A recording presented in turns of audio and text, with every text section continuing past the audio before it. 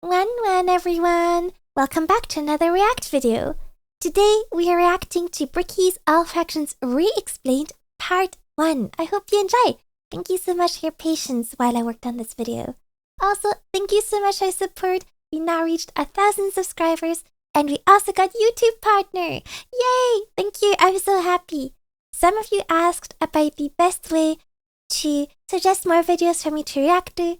At the moment, the best way is the YouTube comments. I have been writing all the suggestions down. But in the future, I think when I reach Twitch affiliate, I'll also open a Discord server, and that'll be the new best way to put all the videos. But thank you so much in the meantime for all your support. I will also start YouTube streaming soon for some React videos, and I hope you enjoy part 1 of Bricky's Re-Explained series. Thank you, one! Okay, let's get started and buckle in. This one's a long one. It's around 2 hours. So we're gonna be here for a while. I also like how we're starting directly on a classic Windows XP background.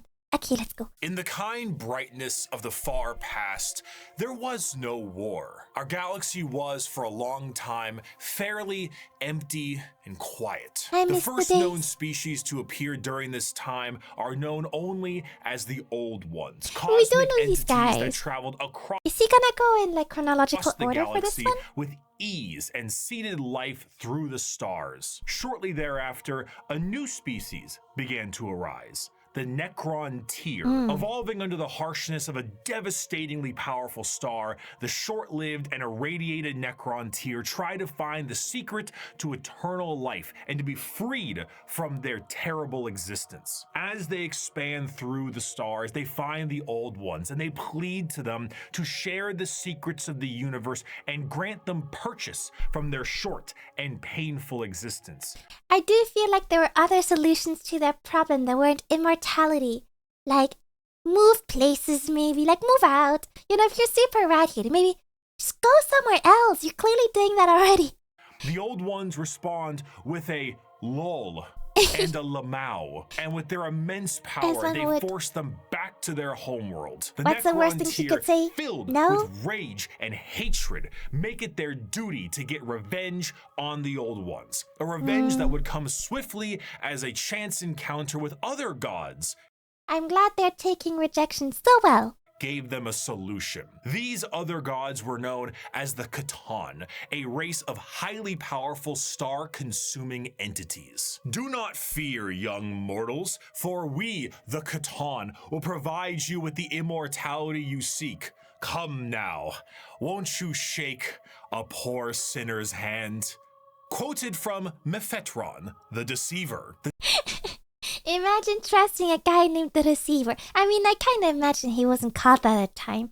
But I always find it funny in media when they use other languages and try and be sneaky. Like in Freeran, where they call someone Lugnar, for like, which means liar. And then I'm supposed to be surprised when he, like, lies to people? You know, it's in the name. Maybe open the dictionary. That's all I'm saying.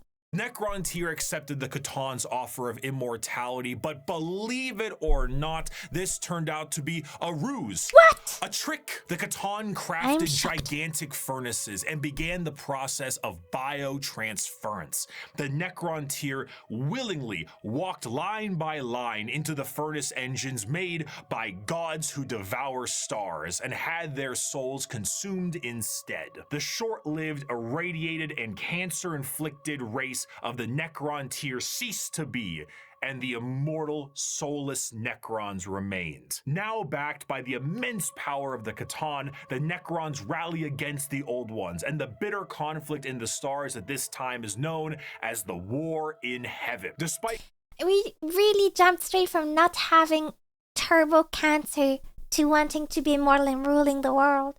Just seems like an overreaction. Creating various races and entities to aid them in this they battle, don't seem the emotionally Old Ones well are adapted. overwhelmed and eradicated down to the last, due to the sheer power of the Catan fat off the souls of the Necron tier, and with an army of unthinkable robotic slaves at their behest. However, the Catan are greedy, spiteful gods. And when there was no foe worth killing, they turn on each other. The Necrons then put their sights towards the Catan and lay waste to them, securing their freedom. The once subservient Necrons now control their former masters. I like those Worn big out spines on their and backs. weakened by these wars, the Pretty cool. Necrons, under their leader Zarek the Silent King, lie dormant with a plan to eventually wake and reclaim control over the galaxy. Over millions of years, Empire In the current, because this video is a few months old now, has that happened yet, or are they just still waiting? rise and they fall. The species created by the Old Ones have footholds over the galaxy, but on a pale blue dot in the thick of all this conflict, Earth? humanity begins to evolve. Or Terra, And I think they call for it. the most part, the basic path of humanity's evolution remains the same as it is now for almost 15,000 years. Right now, in the 21st century, this is canon. You, right now, Twitch streamer reacting to this video, Hi. you existed at a point in the Warhammer universe. But with time, Oh, yay. humanity's ambition and the power of their technology becomes unmatched, and the golden age of expansion begins. Humanity starts to branch out through the stars with powerful tools used for agriculture, mining, and expansion. Some branches of humanity would eventually settle far away from Earth itself, and around this time, the psychic ability of humans are greatly expanded, and what we begin to know as psychers appear. But despite all the progress, things would begin to collapse. The machines created to aid humanity would turn on them in M23, an event known as the Cybernetic Revolt. And Interesting. How is the technology turning on them? Is it sentient? Are they onto something with the machine god? trade would begin to collapse due to the immaterial warp, aka actual hell, beginning to cause ruptures in space and time. These warp stones would separate humanity, and this would be what is known as the Age of Strife. The warp, a sea of souls, storing all thought, emotion, and the souls of those who have passed on, begin fluctuating into something terrible, as far on the horizon, something horrendous was brewing. You see, the warp isn't just a random assortment of chaotic energy. It is fairly well organized thanks to those living in the galaxy. The warp itself acts as an afterlife of sorts, and the actions of the innumerable amount of creatures who...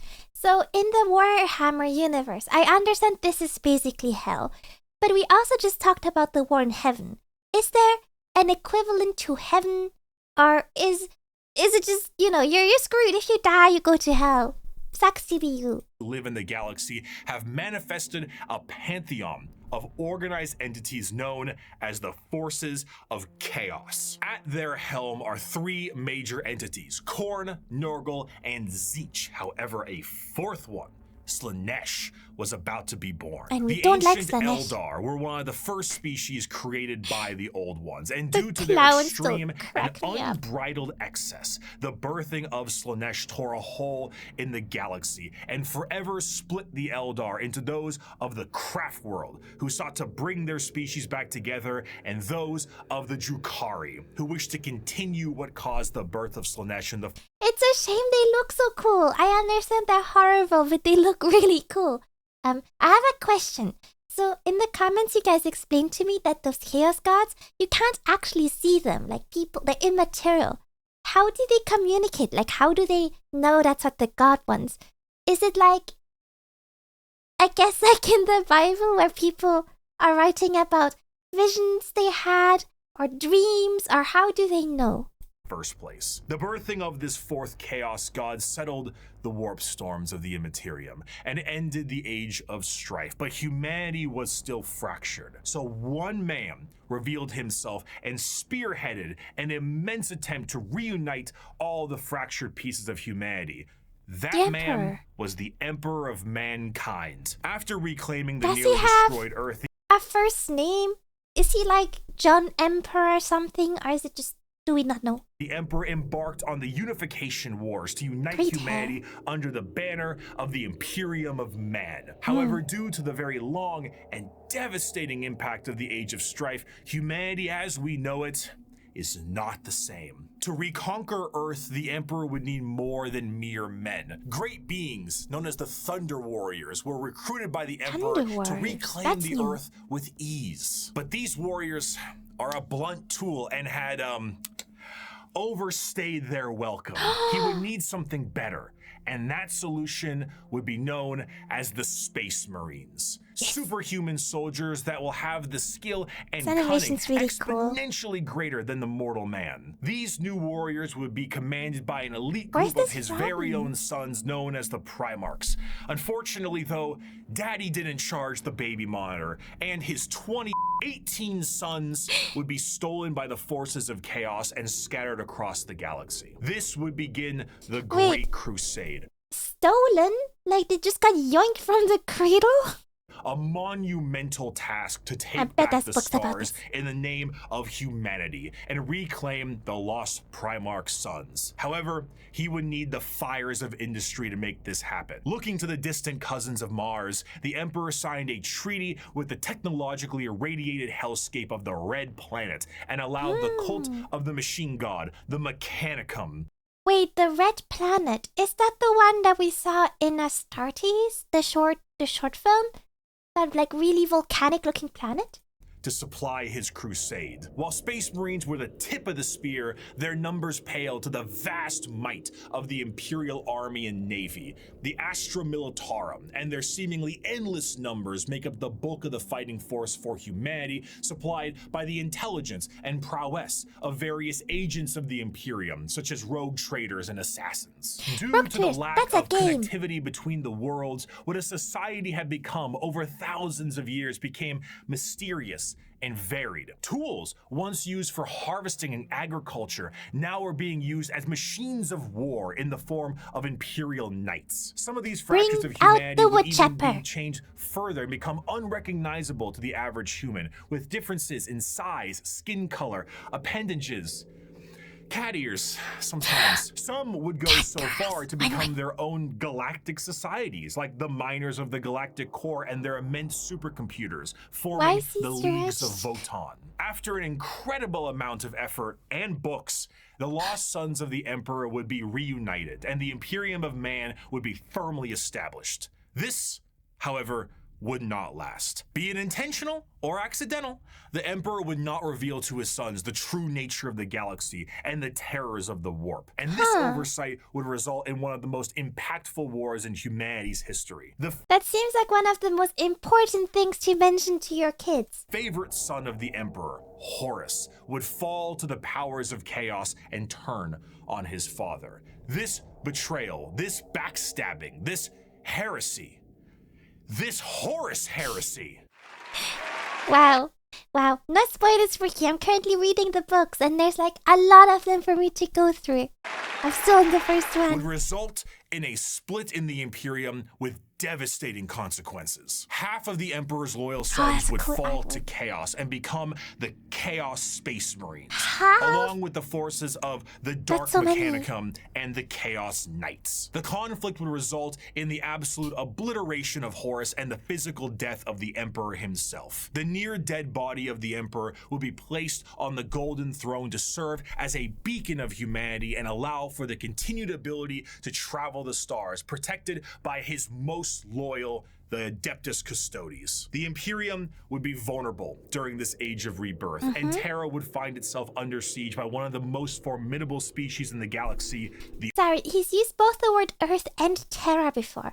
Are those the same thing? Are they under different names in different parts of time? I'm a little confused if it's just a synonym or if there's any distinction in the Warhammer universe. Orcs. As time went on and memories of the Emperor's vision began to fade, the Emperor would become less of a head of state and more of a religious figure, and the Imperium would change to reflect this. The leadership on a planet would be at the behest of the High Lords of Terra, and their actions would be courtesy of the incomparable power and authority of the Inquisition. The zealots of the Imperium would intensify and create a brand new era known as the Age of Apostasy. And this ecclesiarchal This is very chronological. Doesn't he also have a chronological video that's like Warhammer timeline? I wonder what the difference is gonna be. Command of the Imperium would end up with one of the strongest fighting Women. forces of Terra, the Adepta Sororitas. Over time, this age would come to pass, Women. and we would approach the 40th millennium of Warhammer 40,000. Doesn't roll off the tongue, does Which, it? you guessed it, would come with its own form of problems. A primitive species once found during a recon mission would be able to evolve in relative secrecy for 6,000 years, becoming a highly advanced coalition of aliens known as the Tau Empire. And if the threats of the galaxy weren't bad enough, there are threats from outside the galaxy. As a monster has begun to wrap its tendrils around the Milky Way, Ooh. the Tyranids, monsters that serve a psychic hive mind and present tactics previously Yay. unseen in the Milky Way. Be it a direct assault with their monstrous bug-like presence or through the more covert gene stealer cults, the presence of yet another threat in the galaxy is I like proving to be those the most so far. overwhelming to the Imperium. In the 41st millennium, And the there Ark. is no peace among the stars. At any point, your life can and will be threatened by the Xenos races uncountable, or by the arch enemy of chaos within, or by the decroded terror that is the Imperium itself. It is to live in the cruelest and most bloody regime imaginable. Forget Oh, the power of fun. technology and science, or the safety of promise and understanding. For in the grim darkness of the far future, there is only war. Wait, that was just the intro? We're like 12 minutes into the video. Oh my gosh, okay. Wait, I thought we... Is he okay? A fantastic job once again, Mr. Kurz, the Night Haunter himself. Oh, didn't you love that, my faithful audience? Once again, we have another criminal over the course of 6 hours break every single bone in his body. And with that, once again, our glorious leader has brought the crime rate to 0%. Always Thanks. brought to you here on Nostroman News. I'm your host, Bricky. Thank you once again for joining us. Our top stories for tonight. The weather forecast appears to be rainy with extra dark, so make sure you pack those extra batteries for your lamp packs. And of course, let's I'm not so forget confused the what's going on. fantastic gang violence problem we're currently having. Oh, I'm sorry. What's that? Oh, right. It's gone. Oh, thanks. It's looking to be a chilly one tonight as well, so make sure your skin capes are nice and tight. Wait, hold on. I mean, this is really high effort. No. Adamantium reserves have tripled? And what? Wait, I'm sorry. Self-harm rates have gone down to 0%. Harm no more. The Night Haunter smiled? What's the Night Haunter? No. I don't think I know This this could guy yet. only mean one thing. It is the Strawman News' great privilege to bring some color back in your life with the brand new 3-part Gamer Subs drop exclusively on this here Wait, news network. was this That's entire right, your segment just an esteemed host, ad? Bricky myself is dropping Sweet a 3-part six-pack. Gamer Subs release for Is pre-order this all just available an ad? now and only for a couple of weeks. Not only does it include a completely so brand high new effort. artwork reskin of Cool the artwork Sweet there. 6-pack That's flavor, amazing. I one have of to the try this. highest selling flavors in the entirety of Gamer Subs, but it also comes with the first ever all over Ooh. print Gamer Subs 32-ounce jug.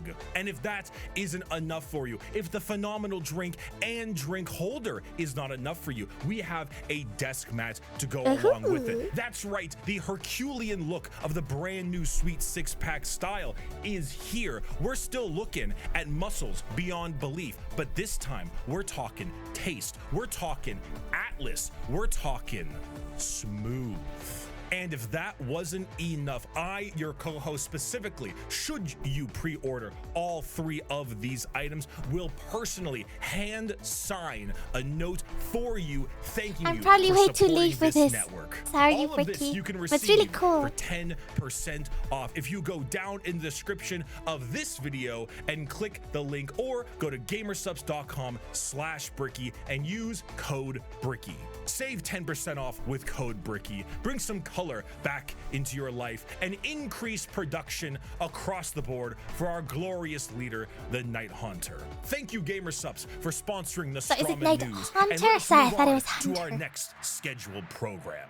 Thanks, 5 years Bricky. ago, I made every Warhammer 40k 5 years faction ago. explained. A passion project of mine for a universe that I enjoyed so much. Its main purpose was to be a drawbridge, the separation between the layman who had only ever seen the big armored blue man situated neatly next to a Wetzel's Pretzels, and then the hardcore Warhammer lore nerd. That was was the just former. too wide, and there was nothing bridging these two together. Since 2020, Warhammer has exploded in popularity thanks to COVID, quality game updates, and a few excellent video games, and a couple miniseries. The sheer Wait, is that actually true? I didn't know that Warhammer had gotten a rise in popularity. I've always been aware of it, but I didn't realize it got more popular. That's really cool. volume of people who have told me they have purchased miniatures due to that video alone makes me Aw. feel as if Games Workshop owes me commission.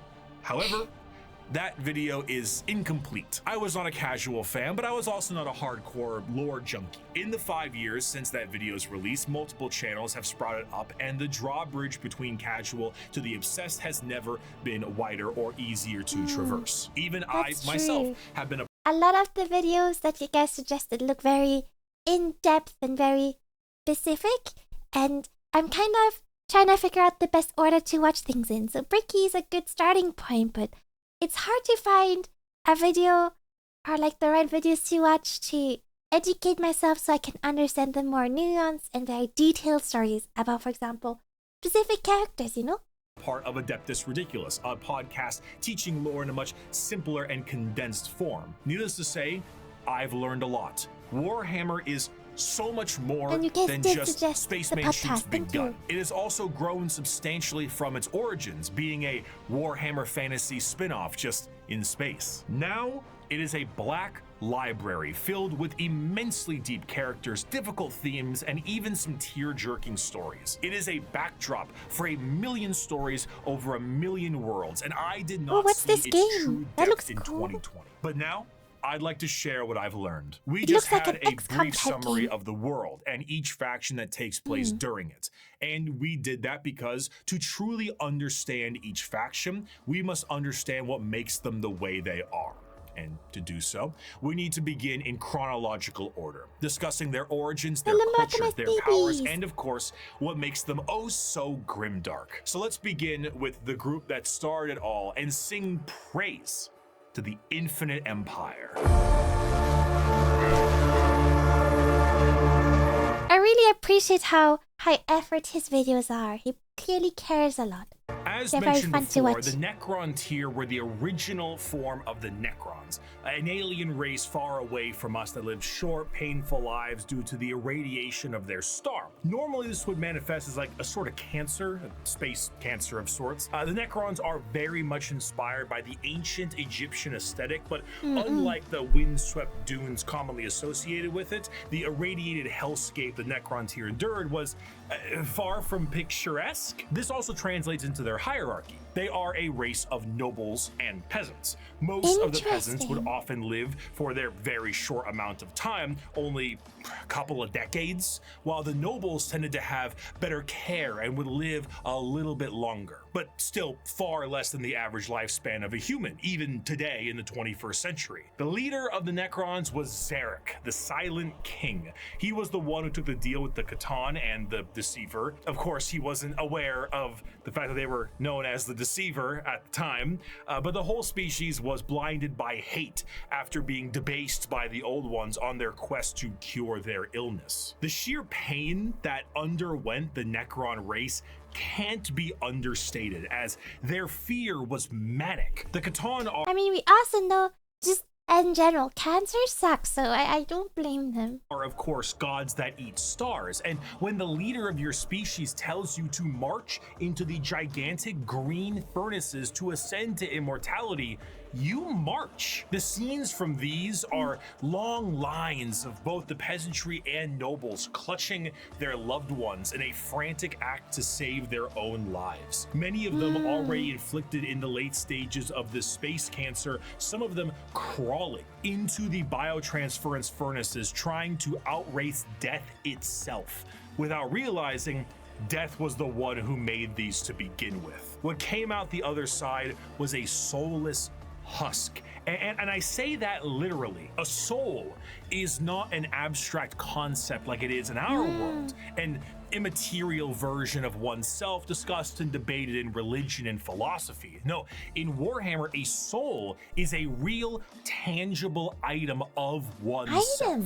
And the Catan basically were just like, yoink, to every single person who went in their furnaces. If you were a peasant, you came out a Necron warrior, and you as an individual have ceased to be. You have no mind, you have no soul, like and zombies. Your body, as you know it, is made of an extremely advanced mass of re-knitting living metal known as necrodermis. You cannot think for yourself, or so you do. They like reform when they get hurt? That's really interesting. Is that a mechanic in the tabletop as well?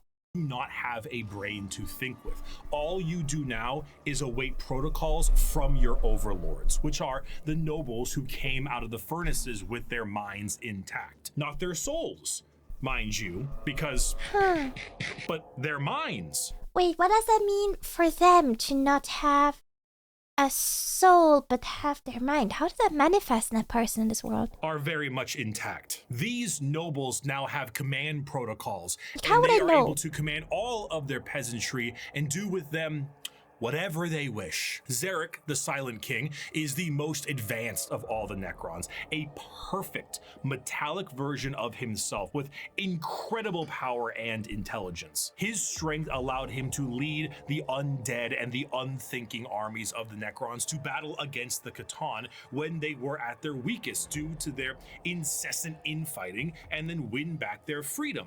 But gods cannot die. So in reality, what occurred is the Catan were shattered into thousands of pieces, and each shard of their god was trapped in a stasis vault and mind controlled to do the bidding of the Necrons they once enslaved. How the hell did they go about that? The biggest challenge they face now are actually the upstarts of the galaxy. The Eldar and the Orcs were quite prominent, and as you can imagine, a galactic war really takes its toll on the joints, or I guess the servos. It was in their best interest to wait out the galactic rise of the other races and come back at a more opportune time. So they went into stasis via these massive tomb complexes hidden beneath various worlds. I like how they just basically were like, nope, we're sitting this one out. Wake us up later. Wake us up when September and all the other races end. Worlds, biding their time until it was once again their opportunity to rule the galaxy. Zarek, the Silent King, as penance for his failure to his people, exiled himself into the darkness between stars for the next 60 million years. What does that with mean? His perfect memory, a constant reminder of the doom he inflicted upon his people. Flash forward to the modern day, and the Necrons are reawakening, but it isn't working as well as it could be. Whether the tomb world is reawakened naturally or by some imperial moron stepping on a green glowing rock, the Necrons have come back to reclaim a galaxy they consider rightly theirs. Okay, so knowing, I think this is not the first time we hear about that's how they were reawakened, like a dude accidentally pressed on a pressure plate or something. But what was their plan in general to reawake when the time is right? Like, if all of them except the exiled, like king, all are in stasis, how would they go about it? Who would press the plate? Or would he come back from exile? But 60 million years of hypersleep have taken their toll. Many Necron dynasties awake with systems unrestored and huge swaths of their population's minds completely lost. Necron nobles wake with various mental faculties compromised, sometimes exhibiting traits similar to excessive paranoia, schizophrenia, or even dementia. One notable Necron, Nemesis Zandrek, believes that he is still back on his home planet fighting off separatists and interlopers. defense. See, Oberyn, the Separatists come, attempting to outflank me as they did at the 4th Battle of Vindach. How they calculate that daubing themselves green and roaring like savages will produce a different outcome, I cannot fathom. Is it actually or? But it is of no account.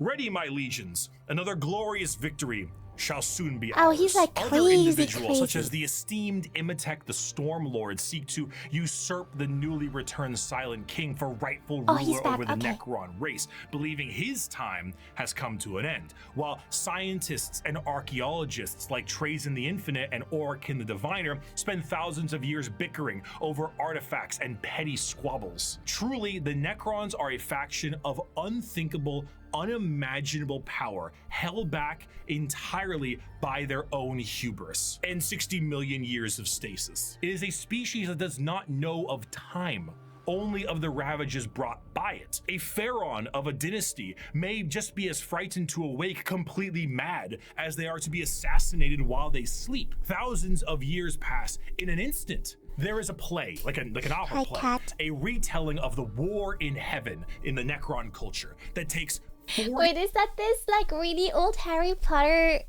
video, the TikTok one? Not TikTok, the platform, the one with the ticking bomb. You know what I mean. Also, sorry if you could hear the cat. My roommate's got a cat.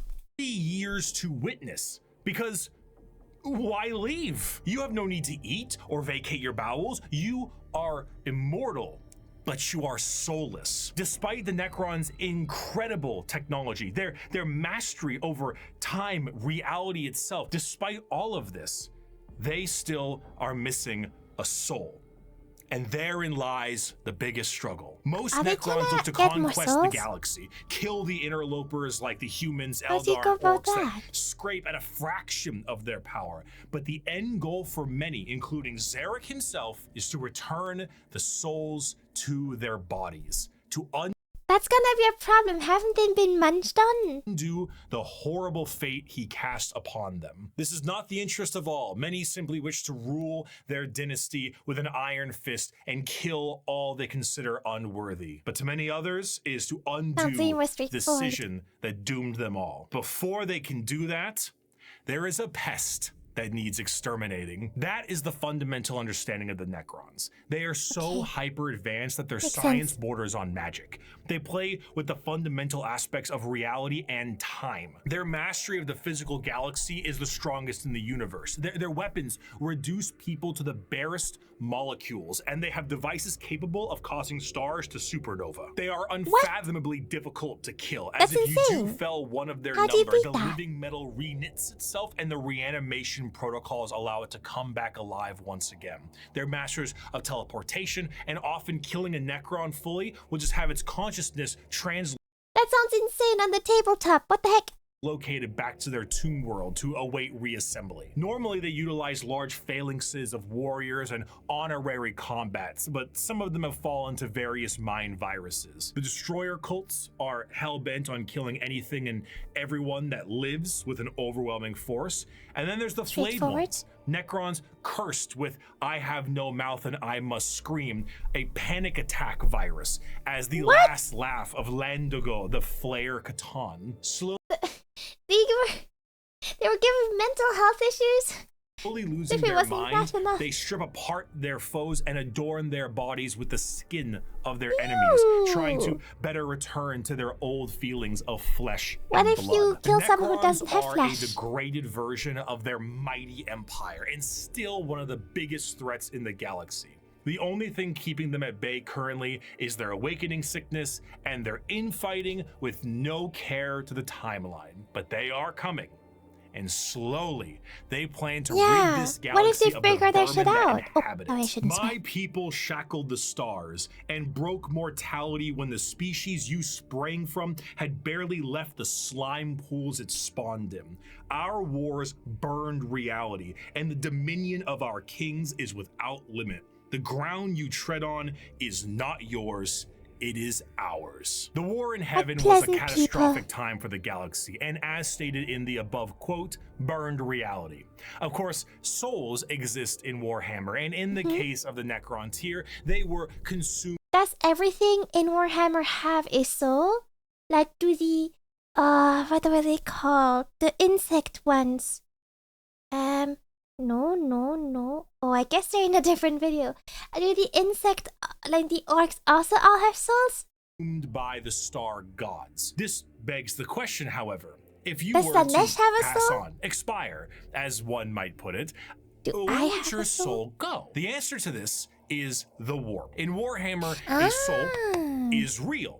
And so is hell. The afterlife, the Empyrean, the Sea of Souls, the Immaterium. All of these names refer to the dimension parallel to our own known as the warp. Now, the warp is not like our reality. It does not follow the classic normalcy of time and space. It is defined as the Sea of Souls, and it acts like this in a more literal way than you can realize. To imagine the warp is to imagine the sea itself. Hell is real, and you can surf on it. It has a current. Can I jet And ski can on it? become more dangerous depending on where you go and how bad the weather is. As the that Immaterium makes is a sense. reflection of our reality I was really struggling to imagine what the warp was like, but this makes a lot of sense. I like this metaphor.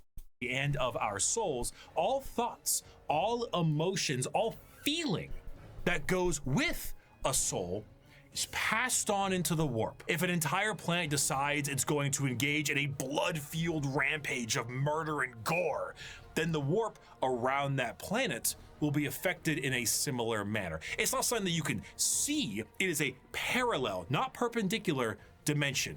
But it is changing. To expose oneself to the warp for any period of time invites certain death outside of the most iron-willed of individuals, and to stare into it will drive one mad. Much like the open seas, things dwell in the That warp. makes Whether sense. these beings were always there and were just emboldened by the carnage of the galaxy, we can only speculate at. At a time, you could say it was more calm, but a certain faction's galactic war in heaven didn't do it any favors. Now the warp is turbulent, and its realms belong to a pantheon of gods known simply as Okay, yes, we do know about The these. forces of chaos are beings that serve directly under their patron deity. There are I can see those ships on the art that he's showing. Are those like demon ships? Because if being in the warp drives you like mad almost instantly, or just looking at it, how are people navigating it? Or does the ship offer you some kind of protection of some sort?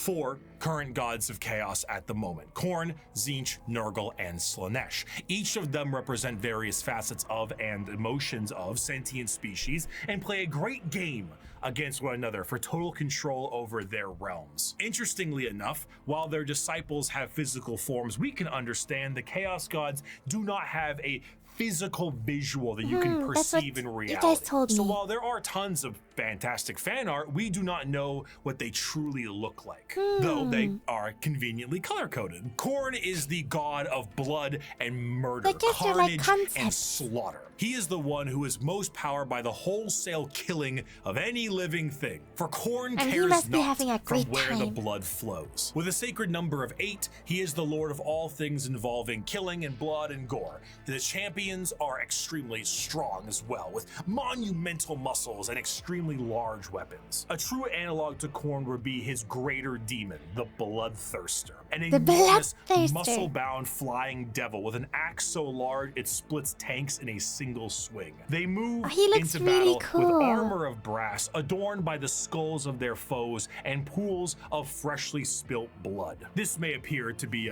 quite frightening, of course, demonic, Somewhat. one might say.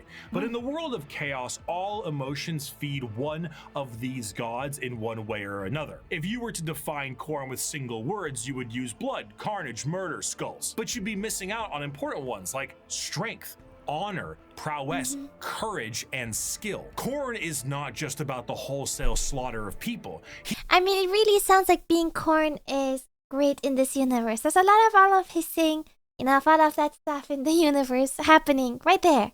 He is about the honor and power of martial combat. The true strength there is in besting someone in physical strength and skill. Of course, a murderer would be someone who would feed Khorne, but a soldier could feed Khorne. A martial artist or professional fighter could feed Khorne. A warrior, good or bad, feeds corn. What I'm hearing A is corn diplomat does eats not. well. A premier soldier does. A GoFundMe does not. This is what leads many mortals down the path of corn, for he will bless those that bring him enough skulls. And in a world this destructive, there are many ways to reap a high tally for him. Prepare the dread claws and unchain the mad ones. Glorious battle awaits us today, for the world below has refused to surrender. Let us descend upon them with fury and rage, giving no quarter and sparing Who are the mad ones in this situation? What a dread clause! only those warriors who fight well enough to earn a place amongst us. As to the rest, their lives and possessions are ours, but their skulls are for corn. Normally, if I ever want to explain corn, I just kind of show them this clip. I'd never stab you in the back, Shepherd. Warriors like you and me, straight to the face. Moving on, Tzeentch is the second god, the god of trickery and mischief, the changer of ways, the great conspirator and the Sorry, I feel like I've noticed when people talk about the chaos gods, and even now he's like giving them like, you know, first one, the second one, they're always in the same order. Is this order, does it mean anything, or have people just gotten used to talking about them in this order?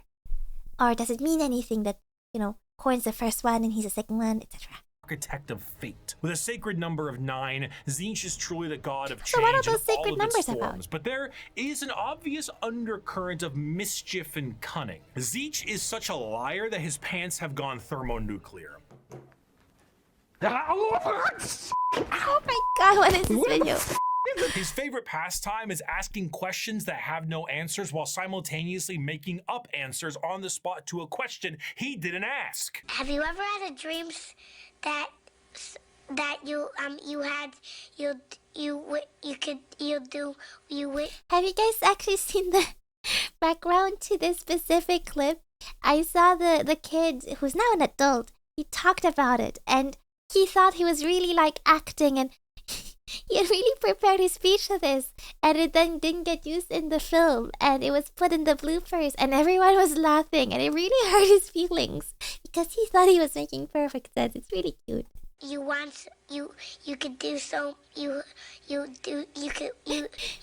you want him to do you so much you could do anything? He is such a Nailed it. conniving little bastard that every emotion of lying, of scheming, of trickery is a direct way to help feed him. An unfaithful partner, a politician, a spy. All these people feed Tzeentch in one way or another, and it doesn't matter if the intentions are good. Acceptance does not feed Tzeentch. Change does. Tzeentch doesn't care about your facts. He only wants opinions. Because he represents change, he also represents hope, though. Schemes are not always bad, and even the hope to make a better tomorrow is the change he seeks. Because he is the architect of fate and the mastery of sorcery, his presence is purely unknowable. Every depiction of a Tzeentchian demon contains more eyes than are necessary and more mouths than I know what to do with. It's a really it is a cool art biblically piece. accurate angel if the angel gaslit you into thinking birds are government drones. But they are. But are they? The creatures That's at his what I'm saying. disposal adorn themselves with the knowledge of sorceries and the unknown, all to provide a mind-crushing experience. Fighting demons from outside of our reality is difficult enough, but fighting demons from unreality, purposely attempting to trick you, is a whole new thing entirely. And that is before we even get started on the gigantic bird of sorcery you're going to need to face. Do not ask which creature screams in the night. Do not question. I am very interested in this bird. I'm very interested in it. I feel like this, like the third time or something, it's come up in a video, and no one ever gives me more details about the big bird. Who waits for you in the shadow. It is my cry that wakes you in the night, and my body that crouches in the shadow. I am Tzeentch, and you are the puppet that dances to my tune. Third What of a the lovely Chaos gentleman. Gods is the one of acceptance of rot and pestilence, the grandfather himself, Papa Nurgle. Nurgle is the exact opposite of Tzeentch. Where Tzeentch believes in change and hope for a future, Nurgle believes in stagnation and the end of everything. At one point or another, we will all decay. We will all rot and we will all end. And with a sacred number of 7, every single Unless, I guess you're one of those guys from before, one of the Necrons. In that case, you don't do any of that. Pestilence, boil, and everything in between comes under the great shadow and girth of Nurgle himself. For Nurgle, the plight of mortals is his fear and wine. And no matter how solid life might be, everything will decay in the end. In the creation of life, there must be an end to that life. And nobody has more creations to end lives than Grandfather Nurgle himself. Every boil, every blemish, every pus-filled wound and disease, every rot and every plague is kept and concocted by Nurgle. This humorously keeps Nurgle as a jovial god. He is full of life and laughter. I like how the weapon looks like a big bell. In my mind, I'm like, is it like, you know, the bell that tolls your incoming death? And by creating as many diseases as he possibly can, he shares that joy with mortals. I mean, his envoy is the great... He made COVID? That's not very cool, not very cash man of you, Nurgle. Unclean one. And look at how happy he is. And there's a lot of him to love. A fear of death in general is feeding Nurgle. All disease makes him stronger, but to pray for salvation for a wounded loved one is to feed Nurgle. The timeless and inevitable fear that one day you will rot and decay is what gives him strength. The Peloton won't feed Nurgle. Licking the doorknob on a public bathroom certainly does. However, should you embrace your grandfather's gifts, you may find an end to your pain. Maybe. All mortal followers of the Chaos Gods found themselves there in one way or another, either through the direct worship or the slow corrupting of their souls. But those that take Nurgle's gifts and embrace the decay of their bodies may end up being chosen among his few as a faithful servant. In doing so, you will be free of the pain caused by Nurgle's ailments, and you may even find yourself just as jovial and happy as he is. I like him. His enemies shall wither and die. His allies shall wither and die. The universe and all within it shall wither and die. In true equality, and when the great corruption has settled over the land and permeated the very foundations of reality itself, then shall the Lord of all rise from the rot and ruin, spread his arms wide to reclaim all of his dutiful children. Those were the three major chaos gods for a very long time, emboldened by war and death on a galactic scale, ever present, but now fact on the suffering of a galaxy. One race, for a while, was able to elude the pull of chaos, an advanced race of psychically attuned aliens whose master over the physical world was so strong that chaos could not glean from them the morsels of power they once had, or so they couldn't. Not for a long while. 60 million years ago, in an attempt to combat the What's with the hats? I can't. Why do they look like this? The old ones made a new species, one with innate power in the warp and the ability to harness it with a mastery that was unseen by so many others. A mastery so powerful, the Necrons retreated to sleep in order to wait it out. It was no longer a galaxy to be ruled by them, but instead begin the age of the... I knew it! I said it wrong, but I knew it. Pointed-eared humanoids that are all psychically attuned to the warp. If we're being meta here, these are space elves. There was a whole bakery over there. Someone had brought some buns to the table. Ooh. Wow. What's this? What's all this? What do you need that for? To take over the galaxy? Are space elves, and these elves ruled the galaxy in the time the Necrons went to sleep and humanity began to rise. The Eldar's empire was galaxy-wide and lasted for longer than any other galactic power that we know of. Their understanding of all things was exceptional. With every single one of them being psychers, they had the ability to master the warp and use it to their advantage. See, being a psyker is basically like being a wizard, or I guess in this case it's more of a sorcerer, since you are born with the gifts as opposed to learning them. In order to utilize your psychic abilities, however, you must then reach into the other dimension, into the warp, into hell, for that power. So if you were to say, cast Fireball, your mind would reach into the warp, gather the strength to rewrite reality, to then cast Fireball. Now, you might think to yourself, doesn't that mean That's a really good if you were opening explanation. up a power to the warp, you may create a lot of risk to yourself because of Maybe. all the horrible things we just talked about in the warp? Yes. However, in Warhammer 40k, willpower is a I will say that about Bricky. He explains things very clearly. I like the metaphors. It makes it much more easy to understand for me, which I really appreciate.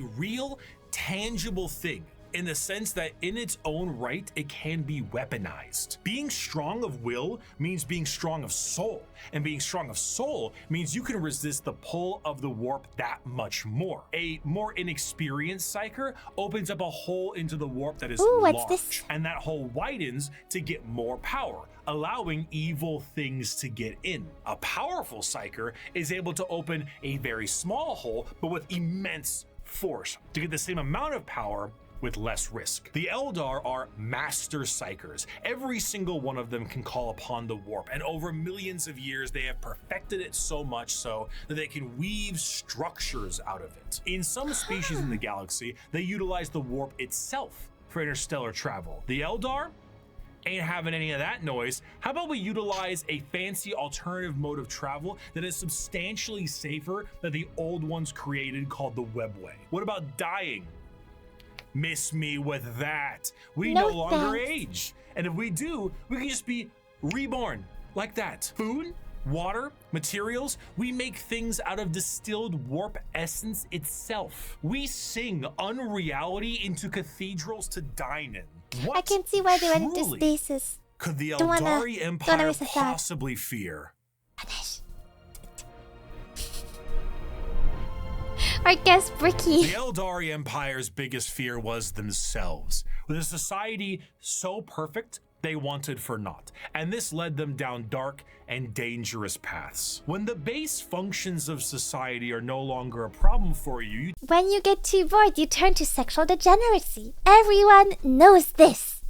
tend to experiment. Perhaps the medium rare steak on your plate would be better if it was elf meat. Hey, I'm not saying we should make cannibalism legal, but like, what's the issue with a little taste? Violent sports is one thing, but how come we don't do sports to the death? I mean, I'm just saying, like, if both participants are willing and clear about it, like, what really is the problem there, you know? Art is in the eye of the viewer, and what is considered art is completely up to the concept of one's own interest. A canvas adorned with the blood of a man wronged is truly the visual poetry that our society needs. Hedonism. With a slow and consistent hedonism, the Eldar slid backwards into debauchery of the sort I cannot discuss on this YouTube video. Murder on stage, delicacy. Yes, I was.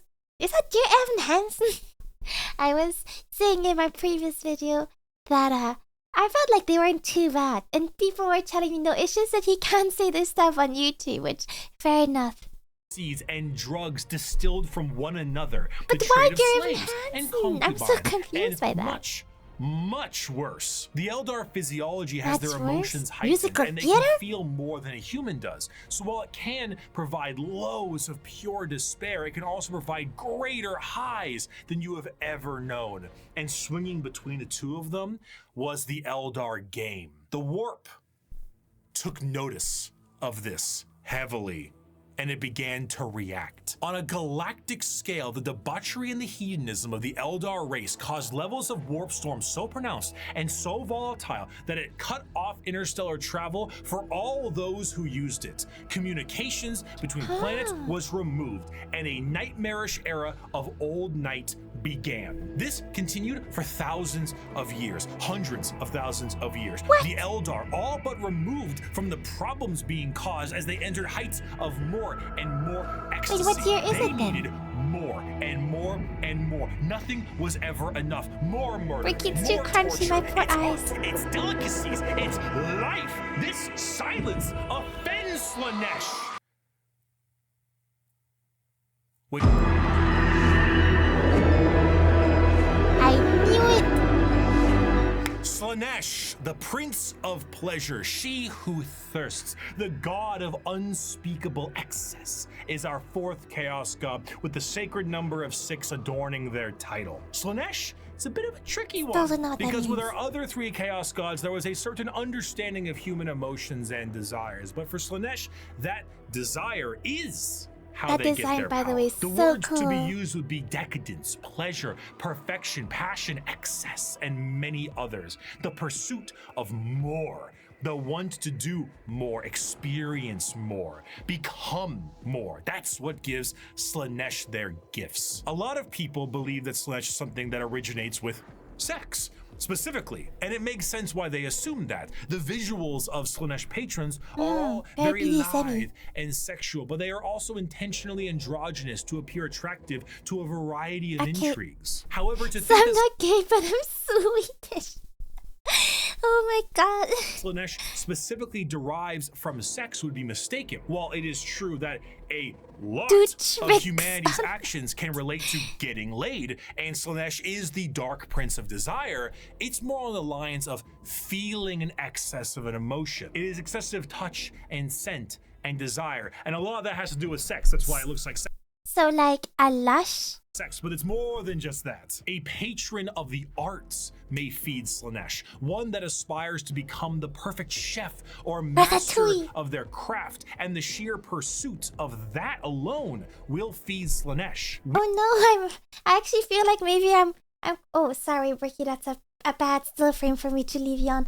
Maybe I do align with Slaanesh. I'm quite the perfectionist actually. Whiplash is Slaanesh's absolute favorite film. Videos where people beat Elden Ring on a dance pad feed Slaanesh. Oh no, There gamers are no feed two words Slaanesh. in the English language more harmful than good job.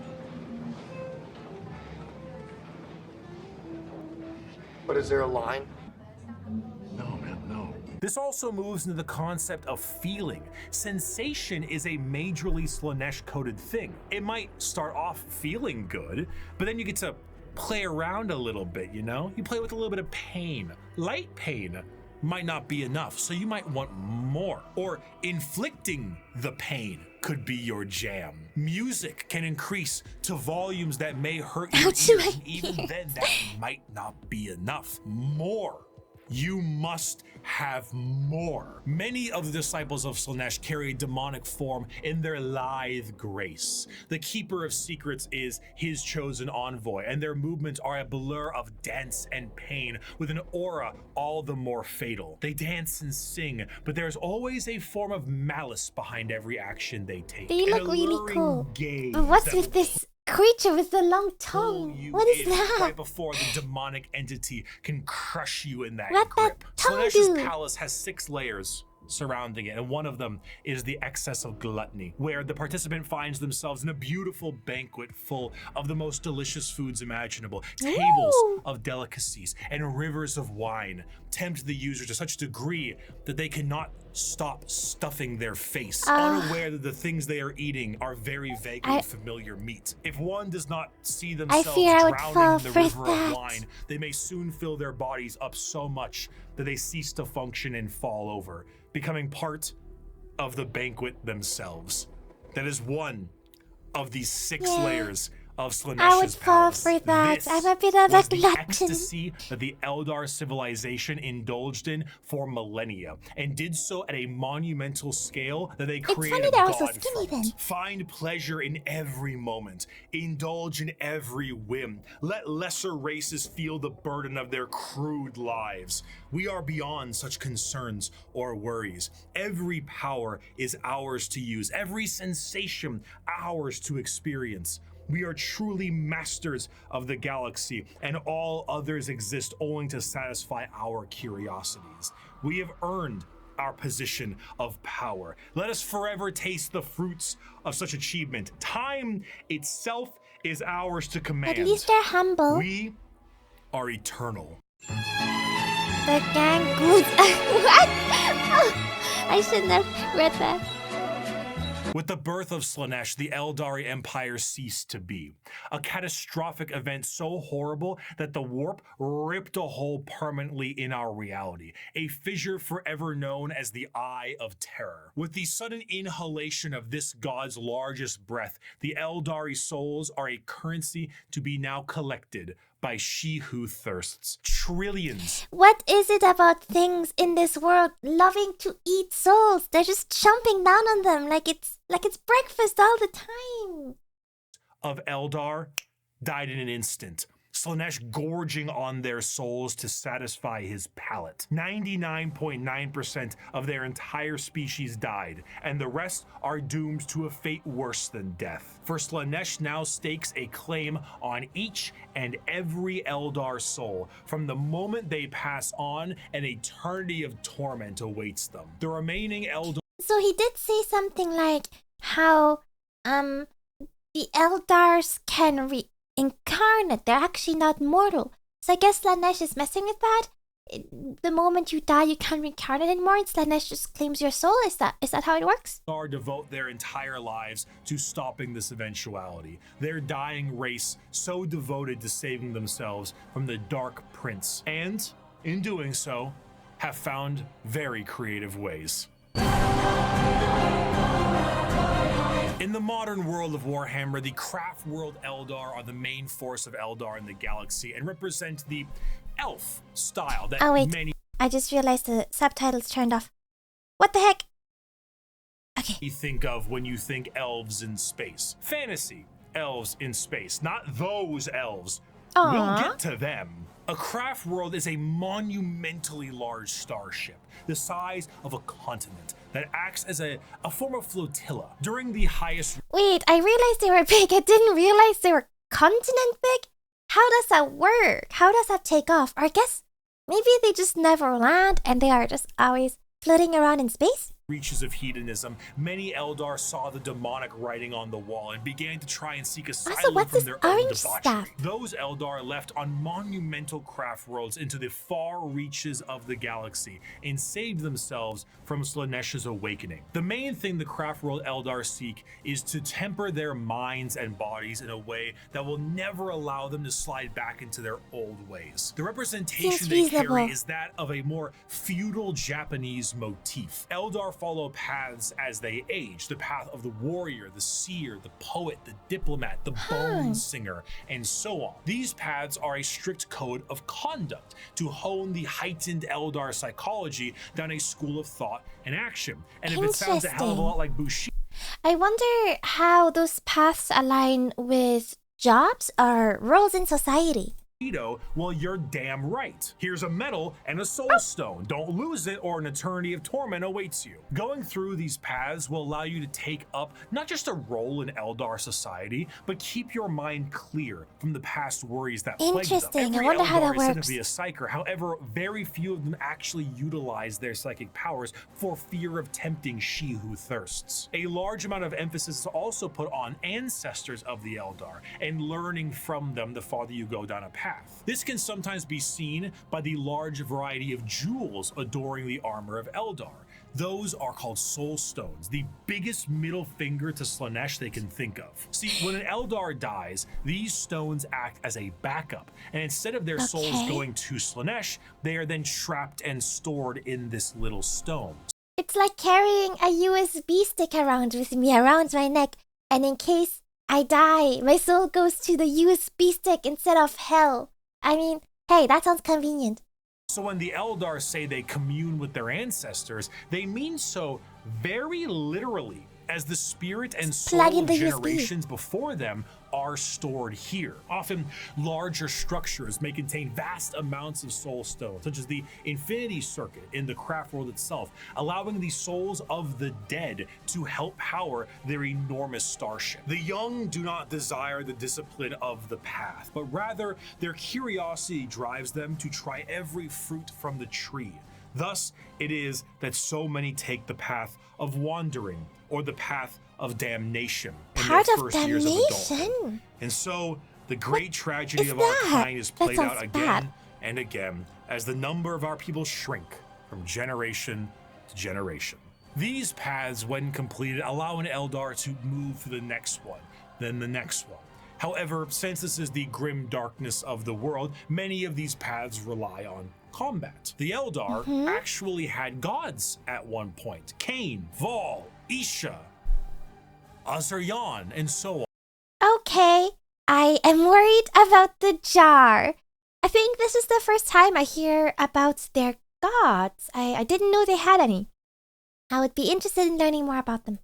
These gods are aspects of the Eldar pantheon, and while many were killed in Slaaneish's creation, their teachings live on. For some, the strongest devotion to the Eldar gods is to join the Aspect Warriors and embody the wrath of Cain, their god of war. While guardians of the Eldar craft worlds are more akin to a trained militia. Is this like a reference to the Cain from the Bible, or is the name just a coincidence?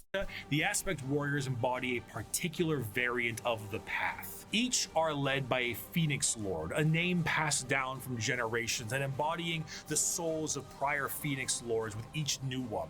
The Howling Banshees, led by Jane Sar, Fugin and his Fire Dragons, Baharoth and his Swooping Hawks, or Mogan Ra and his Dark Reapers. Each Aspect Shrine carries with it the Eldar way of war.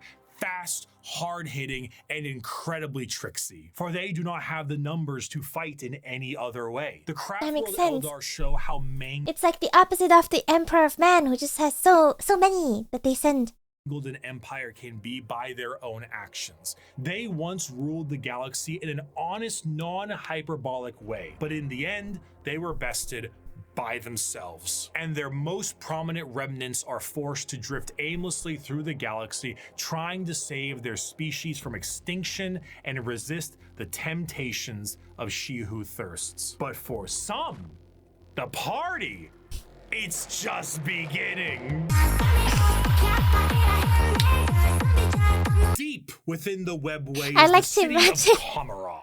The caramel dancing is what the Drukhari listen to when they get up to their funky stuff. Dark City once existed as a port in the webway that allowed for ease of transport for the Eldar between its various domains. The significance of this city meant that it needed to be a bit more of a neutral territory outside of the jurisdiction of general Eldar law, and therefore it was allowed to self-govern. This did not go well. The Dark City became the hideaway for all manner of sin. The Eldar race slipped into debauchery on a galactic scale that it birthed a god, and this was the city you went to when that wasn't enough for you. The convenience of being so deep within the webway was that it exists as a blind spot to the horrors of the warp. So while the rest of the Eldar fled the downfall of their species, Kamara kept partying. When Slaanesh was birthed, they were saved the worst of it, thanks to them being nice and neatly tucked away inside the webway.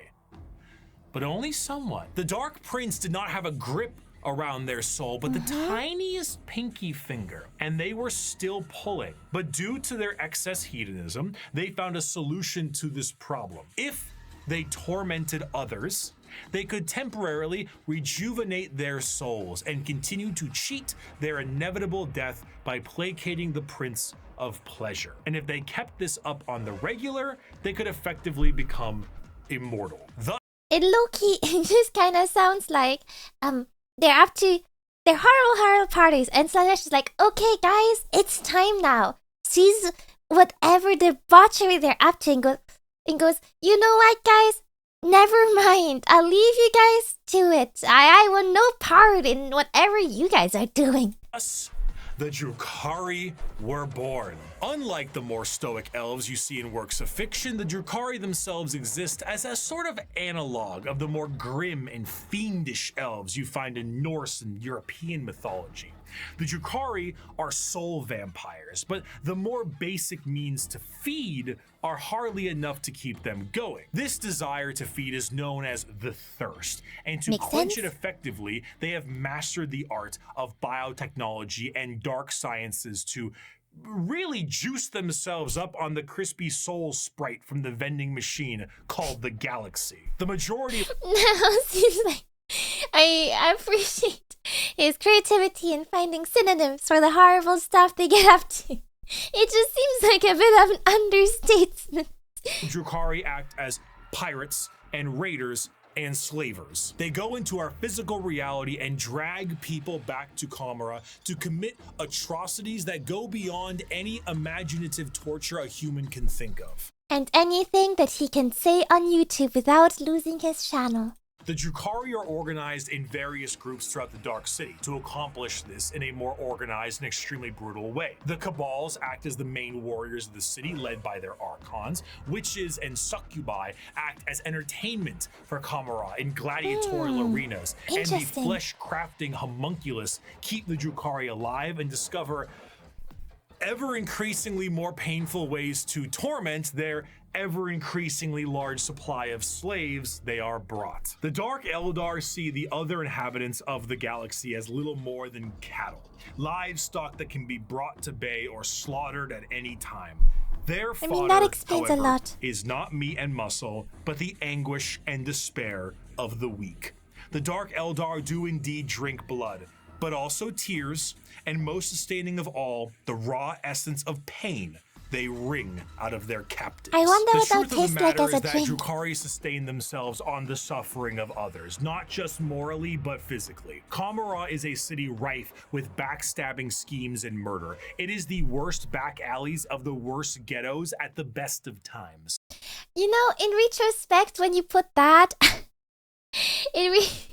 it really makes the Necron section of trying to obtain immortality seem way more normal and way more reasonable. Like, hey guys, there's another way to do this. We don't have to do all of whatever it is you guys are up to. Nothing is more horrifying to a Drukhari than death, for death will see them in the talons of Slaanesh for an eternity of torment. So they do everything they can to stop this. The homunculi covens regrow dead members from pieces of flesh as bargaining chips. The succubi create grisly gladiatorial spectacles that literally rejuvenate the audience members as captives are murdered for sport. To be captured by the Drukhari is one of, if not the worst fate imaginable in the world of Warhammer 40k. I'll try to avoid that then. Built on war crimes, they are the most debased war crimers of all time. To be tortured. Is there an equivalent to them in Warhammer Fantasy of just like the worst of the worst? Tortured and sacrificed in the gladiatorial arenas is a blessing, for you have escaped the fate of being in the flesh smith's control group, or being turned into a living and breathing piece of furniture for an Archon's quarters. In a cruel twist of fate, a newly born Drukhari does not arrive into this world loving torture. It is something they must grow to love. Grow to appreciate the suffering of other beings in order to survive in the world they have been brought into. It's If they nurture, succeed, not nature. they become some of the worst monsters in the known galaxy. A dark reflection to the craft-worlders and a taste of what Eldar society was like before the fall. If they do not succeed, they must find purchase elsewhere. Often those will join smaller parts of Eldar society like So they the have, like, a Exodites or choice. the Harlequins. Exodites believe in a pre-industrial variant of their society, often retreating to more lush worlds to ride dinosaurs and live off the land. I mean, that sounds so Prehistoric much style better. that I would normally laugh at if they weren't riding dinosaurs like. Like, so your three choices are becoming the worst of the worst, playing Ark, or becoming a little jester. Those are, I mean, some of those sound better to me than the first one, you know? Ballers. The Harlequin dancing troupe are a subsect of Eldar that are more than just a little strange. A carnival of dancing jesters that serve the Eldar Very laughing god of scary. Kiggerock. They arrive never when expected and leave just as quickly. Blurs of light carry their footsteps as they dance their foes into a grave. Combat is just as much of a joke as it is a play on bloody murder. They travel and aid many other Eldar and sometimes even humanity for reasons we can never understand. Perhaps one day we would have, were they not stripped of their army book and folded into the Eldari Codex. Oh my gosh, wait, really? That's a bit of a shame. I imagine they would like that chaotic god very much. So I suppose it'll have to stay a mystery. Or maybe it was one of Keggerock's master plans to get back at She Who Thirsts and save their species. Who could know? He seems Perhaps a little it was upset. all a sick and practical joke to Kegorok, and he would just find it very funny to watch me fumble the discussion of one human on a tiny blue planet across the galaxy. Oh, speaking of, The Imperium of Man. before the fall of the Eldar, Earth, or Terra, as it's called, It's a weird was order in to ruin. explain things in. One man who looks to put the pieces back together. Where did he come from? We don't know. Some say he was the result of early I like that no matter the representation of the Emperor, he always has luscious hair. shamans. Some say he is the final old one who escaped their species' genocide. And those that are smartest know the answer is, it doesn't matter. He revealed himself as the Emperor of Mankind, and he was tasked with the most monumental upheaval of humanity possible. The Eldari's warp fluctuations had turned the golden age of humanity into old night. Interstellar travel cut off? Look, those Check. claws. An Those AI claws are cool. uprising? Check. Brand new psychers popping up and not knowing how to handle their powers? Oh, check. Demonic incursions?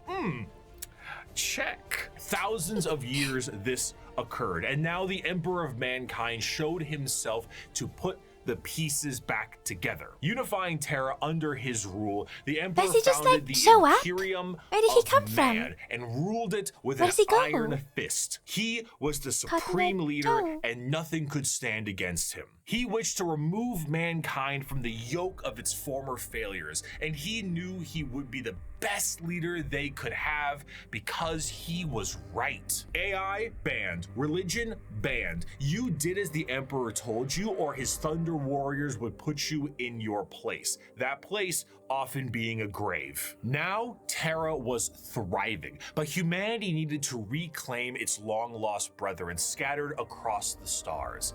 But to do so, he needed those that could build him a fleet truly meant The for the Primax? reconquering of the galaxy.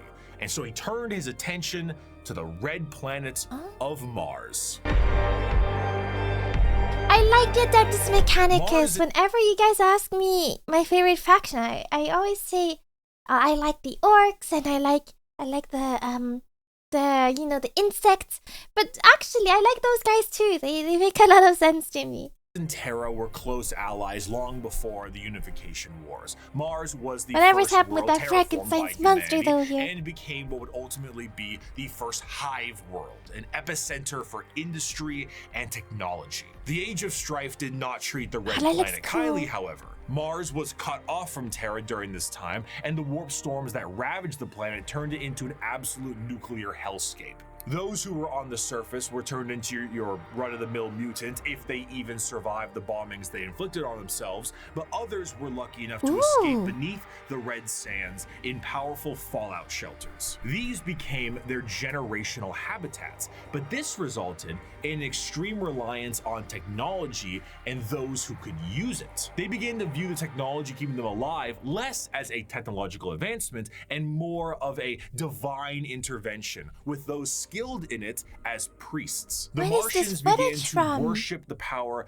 of the machine, and this resulted in the formation of the cult Mechanicus, the belief in a holy trinity known as the Three-in-One. The machine god, What is serving this? as the spirit who gave rise to all technologies known, That's so cool. the motive force, the deity that gives all life its ability to live, and the Omnissiah, a physical manifestation of the machine god itself. This belief began to manifest in them physically as well. That makes What a lot were of once sense, humans honestly. began to really mess around with the character creator options, and this tech obsession made them view instances of flesh to be weak and spend their lives removing what makes them human and replacing it with mechanical augments. Robotic limbs, glowing eyes, mechadendrite arms. I mean, it What looks was once cool. a mass of I don't flesh blame now them. looks like the back of a router, and the oldest members of the Mechanicus no longer even look slightly human. In addition to this, cloaked over all of their mechanical appendages are robes that reflect the color of their homeworld, the red It's like the ship of Theseus. If you replace all of your body parts with machine parts, are you even still you? When do you cease being you? robes of the Mechanicus. The cult Mechanicum, now the So Adeptus cool. Mechanicus, create a fascinating combination of cultures all birthed into one. Basically, techno-zealot monks. Organic life is the machine god's greatest accomplishment within the scope of the great work. All praise he who is 3 in 1. By giving us life within an organic shell, he presents us with the means and opportunity to improve upon physicality, as is his divine plan. He grants us complex weakness so we might learn metallic strength and ascend to his level of machinic perfection. So like the a Emperor's challenge. arrival to Mars was very much a walking in with the pizzas while the room is on fire moment, but to the Mechanicum, they saw his arrival as confirmation of their belief. They took one look at the glowing golden entity that showed up on their doorstep and were like, that's him. That's the guy right there. And That's so funny because he's just human in big armor. I mean, as smart as they are with all their technology, they seem really easy to trick. You can just put on big armor and they're like, yep, that's a robot right there.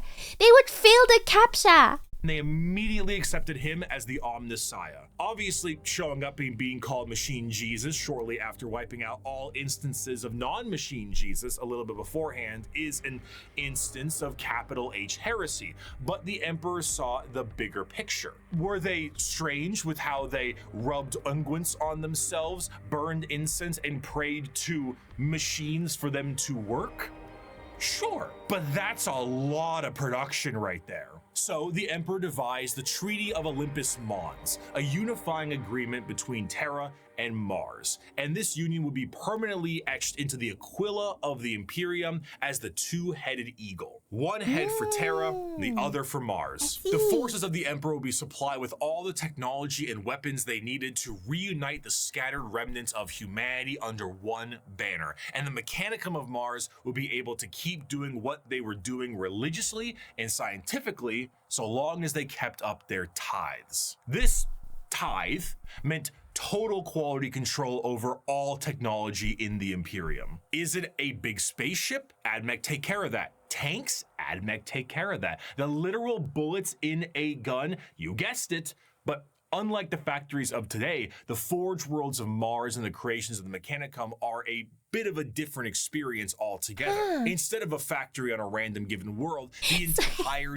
The little heads that float around just crack me up. Are those like sentient? Are these spaceships? Like, what are those floating heads?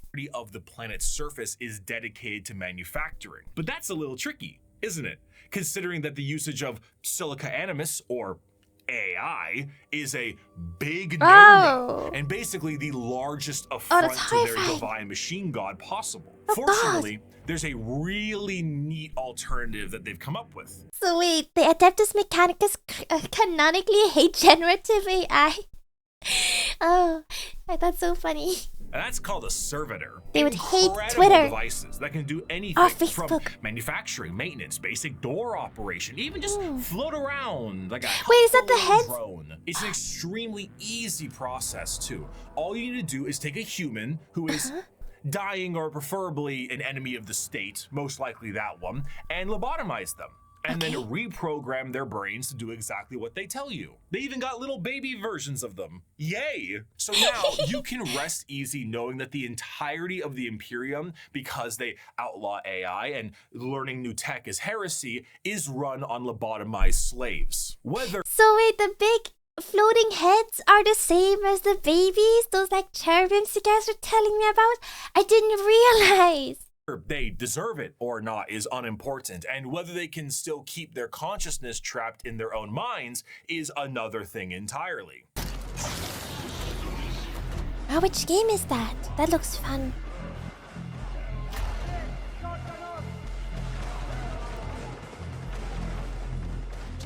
Your incompetence is showing.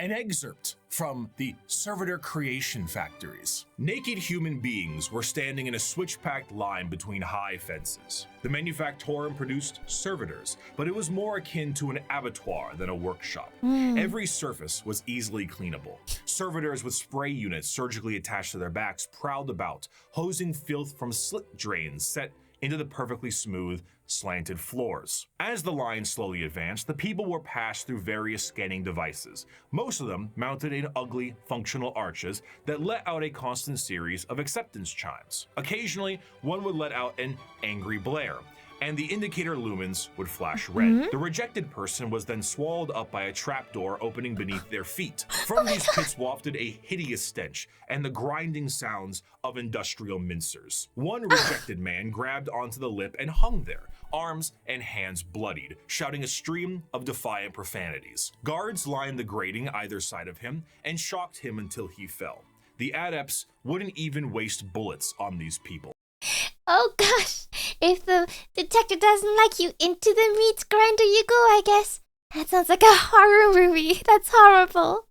The trapdoor flipped up, and the next terrified person was ushered forward. Violent metal arms snatched them up and spread-eagled them in the air, and a servitor shearer shaved them all over. At another, they were subjected to a high-pressure counter-septic wash whose chemical stink made me choke from 100 feet away. More Power scanners, Simulator. more rejects winnowed Warhammer out. 40k Machines forcibly edition. dressed them in a heavy rubberized garment common to all monotask servitors. These were saggy on them, all one size, until another process force-shrank them to fit their bodies where metal cuffs, sockets, and collars bit into vulnerable flesh. The last few prayers gave way to screams at that point, and even the most stoic shouted in pain.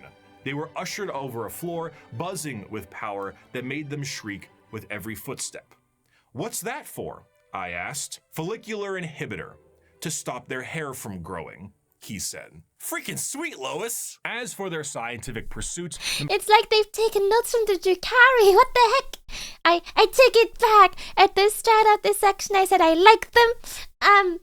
Can I change my mind? Wow, there's a lot more about them too. Wowie. Mechanicum believe in the preservation of knowledge above all and the quest to expand it. However, as opposed to just innovating and inventing on their own with their vast technological know-how, they believe that it is a form of tech heresy. You see, because of their religious viewpoints on technology itself, they believe that the instruction booklet itself is just as holy as the Lego set it builds, and to innovate on that without the proper written knowledge is to go against the divine word of the machine god itself. All knowledge is already in the universe. You simply need to rediscovering it and attempting to invent something to improve upon divinity is very heretical. Prior to the can't do Age that. of Strife, humanity was able to populate the stars with devices known as Standard Template Constructs, or STCs. These devices were, as far as we know, supercomputers with the ability to pull up and detail how to create literally anything a startup colony would need. Essentially, they were devices with the entirety of human technological know-how so that you could make a home away from home. The Mechanicum will not make anything without an STC. Quite literally nothing, because this is the knowledge they seek, and that knowledge is divine. One time, scouts of the Imperial Guard found a functioning STC that provided the schematics on a knife that happened to be a bit lighter and a bit sharper than most other knives. These knives were adopted by 30 Space Marine chapters and were one of the most advanced discoveries of the century. This discovery was so significant that they were each awarded a planet for finding this. A planet for a machine that taught them how to make knives. Due to their religious organization, you can probably guess the Mechanicum are organized in a feudal structure with the highest individuals in power being a part of the priesthood. Cream of the crop being the fabricator general of Mars itself, who serves as a high lord of Terra, but also oversees the entirety of the Mechanicum below. Below them are tech priests that oversee the cult for the quest of knowledge and other more straightforward theocracy. Forge worlds tend to operate slightly more independently, what can cause some power struggles within the Mechanicum, because, you know, despite them all being weird robots, they love being given praise. And despite being If you were to enhance your body in a way, what would you do? I think I would like a couple extra arms. the manufacturing end of the Imperium, they do actually have their own military forces. They have the Skitarii Private Army and all their various 1920s Martian-style mechanisms like Doom Crawlers, Castellan robots, and of course, the Titan Legions. because nothing is cooler than a So robot cool. that towers over buildings. Ultimately, their very dogmatic view on technology as a whole has resulted design is in just so any cool. innovation becoming absent, thus causing the Imperium to stagnate as a whole. The lack of ambition to create anything new and the wholesale murder of anyone who even tries leads to things becoming derelict. I grow weary of this flesh I was born into, strangely disgusted by its nature. I crave only the cold, clean certainty of steel and silicon, that I might become one with the blessed machine. I do not expect you to understand, you who cling to your flesh as if it were immortal, seeking only to preserve it, to protect it. One day you will see the folly of your ways, and then no doubt you will come begging to my order to preserve you. After the groundwork That had been does set seem to unification-wise, represent them well it as was a time code. to start getting things together for the Emperor's great crusade across the stars to bring humanity under one banner. The Thunder Warriors were a perfect fighting force for unifying Terra and Luna, but the galaxy was a whole different thing. You see, these warriors weren't soldiers in the eyes of the Emperor. They were tools. I mean, also, it sounds like unifying Terra and Mars wasn't that difficult, considering the Adeptus Mechanicus of the Emperor were like, yeah, we love that, dude. Extremely blunt tools used for the fast conquest of Terra. As the Emperor was concerned, the tools you use at home aren't the same ones you take on a road trip. So the Emperor rid himself of his tools in the exact manner you think he did, and he went forward to crafting a brand new tool. One more mobile, more efficient, and ready for his next era of conquest. They shall be my finest warriors, these men who give of themselves to me. Like clay, I shall mold them, and in the furnace of war forge them. They will be of iron will and steely muscle. In great armor shall I clad them, and with the mightiest guns will they be armed. They will be untouched by plague or disease. No sickness will blight them. They will have tactics, strategies, and machines so that no foe can best them in battle. All of this sounds very much like the opposite of what the Adeptus Mechanicus would want, and they see the Emperor as like their god. How do they feel about the Emperor getting up to this, like, unholy stuff? They will be my bulwark against the terror. They are the defenders of humanity. They are my soul. And they shall know no fear. The vastness of the Milky Way galaxy meant that the Emperor needed assistance bringing everyone back to the fold. And who better to do this than himself? But since the technology to be in many places at once does not exist anymore, the Emperor decided that it was time to become a dad, the same way Geppetto did, and with far less care. It is not my son, Archon. None of them are. They are warlords, generals, tools bred to serve a purpose, just as legions were bred to serve a purpose. What a dad. The Primarch project was Wait, were they actually birthed, or were they created in a lab? started to create charismatic and unique leaders in the Imperial military. The diversity of these eventual leaders meant that each one could be specialized for certain circumstances across the galaxy. Depending on the type of conflict, one leader might be better than the other. So instead of forcing one leader to acclimate to a situation directly, they look really it would cool. be better to send a specialized leader and force to handle it. In order to do this, the Emperor used his genetic know-how and maybe a little bit of that forbidden stuff to create these genetically perfect gene fathers that So had in the the ability lab? to serve as his analog directly, and also serve as the leaders of the respective Space Marine legions. All 18, that's right, all 19 of his sons were meant to be directly molded by the Emperor himself, despite their genetic differences. And they go as follows in order. Lionel Johnson, There was one that looked interesting. Oh god, am I going forward or backwards? I'm going backwards. Oh no, I missed this guy here. Man, imagine that's your brother. You've got like Prince Charming as your brother, and you look like this.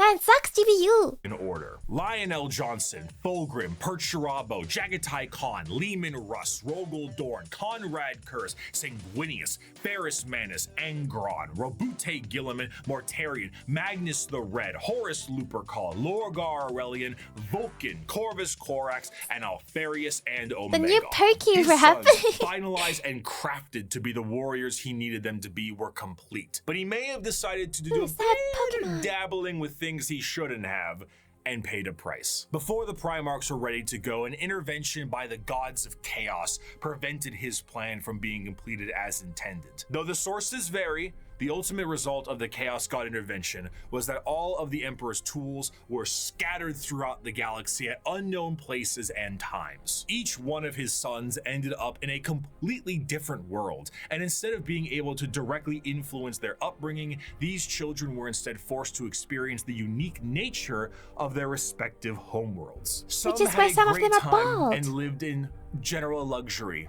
Others, not so much. Despite his closest advisor, Malkador the Sigillite, saying, "All right, Chief, let's try this one again," the Emperor sensed each of his sons were still very much alive, and one of the primary objectives of the Great Crusade shifted to reclaiming each of his sons so they could take command of their specific Space Marine legions and carry out his will. These original Space Marine legions that were created alongside their Primarchs go in order: the Dark Angels, Emperor's Children, Iron Warriors, White Scars, Space Wolves, Imperial Fists, Night Lords, Blood Angels, Iron Hands, World Eaters, Ultramarines, Death Guard, whoosh, Thousand Sons, Luna Wolves, eventually Sons of Horus, the Word Bearers, Salamanders, Raven Guard, and the Alpha Legion. Space Marines, unlike their gene The Lunar Wolves are the ones I've been reading about. It's been quite interesting. But I'm struggling to remember the names of factions and characters. I don't know if there's any trick to it. others, the Primarchs are not made in a vat. There is a process to recruit more members from humanity itself, which seems a bit strange considering how massive a Space Marine is compared to a normal man, but don't forget, the Emperor is really good with genetics. Less good with anesthetic, however. These prospects are recruited across humanity from various reasons and methods, and are generally killed during that process. But sometimes they aren't, and they are able to go through more and more of the actual training to assess certain traits that are important and relevant to being a Space Marine. Most of the time, the common factor is a pure, unrelenting willingness to kill the enemies of the Imperium. After going through psychological screening, the prospect, I'd now like to called see a the job neophyte, description goes for under the this. knife to become a Space Marine. And here is a quick list of all the cool new stuff they get genuinely shoved into their bodies. Perks from the job. A secondary heart, an organ that makes your bones grow, an organ that makes your muscles big, an implant that makes your blood stronger, a little organ that turns your white blood cells into super white blood cells, a brain implant that allows you Wait, that just sounds like they're giving them leukemia. to sleep while being awake, a pre-stomach that allows you to digest literally anything, a spinal implant that allows you to absorb the genetic memories of what you eat, bigger and better lungs that can let you breathe underwater, an implant that gives you stronger eyes, new ears that keep you from being dizzy, a brain implant that lets you go into suspended animation if you're in a bad shape, skin that acts like transition glasses, I almost got it in one take, a brand new kidney, the ability to taste the air and find enemies like a bloodhound, a special coating on your skin that allows you to be protected in space, the ability to spit acid, a gland that allows you to absorb the unique genetic makeup from the gene seed in the first place, and a straight up carapace that allows the Space Marine to interface with their power armor directly. Quite often, these are put inside of you at dubious levels of mental alertness and dubious levels of anesthetic. After a more generalized indoctrination into the faith of the Imperium and a bit more training and other important manners, they can finally be welcomed as a fully fledged Space Marine. A Space Marine is quite literally a walking tank that is armed to the teeth. Two of the more iconic weapons held by a Space Marine are their bolt gun, which fires explosive shells the size of soda cans, and a chain sword, which is The Space Marine is clad in a colorful carapace known as power armor, crafted from extremely heavy and durable ceramite. The power armor of a Space Marine protects him from any terrors he may face, be it the void of space itself to an inhospitable atmosphere. This armor, combined almost biologically with an already massive physique, makes the Space Marine an almost unstoppable fighting force. And hell, if the armor doesn't protect them enough, they can always become a walking coffin like the dreadnoughts of the chapters are. What truly adds to it all, however, is the sheer difference in some of them. While a Space Marine in its own right is an indoctrinated freight train on legs, how they act can be quite different from chapter to chapter. The gene seed of a Primarch is not just helping them become big and strong, but allows them to gain certain traits from their forefathers. Everything from how they think to even slightly adjusting their physical appearance once it's been implanted, the gene seed can be the personality of an entire Space Marine. Take the Salamanders, for example. Salamanders have a predisposition to fire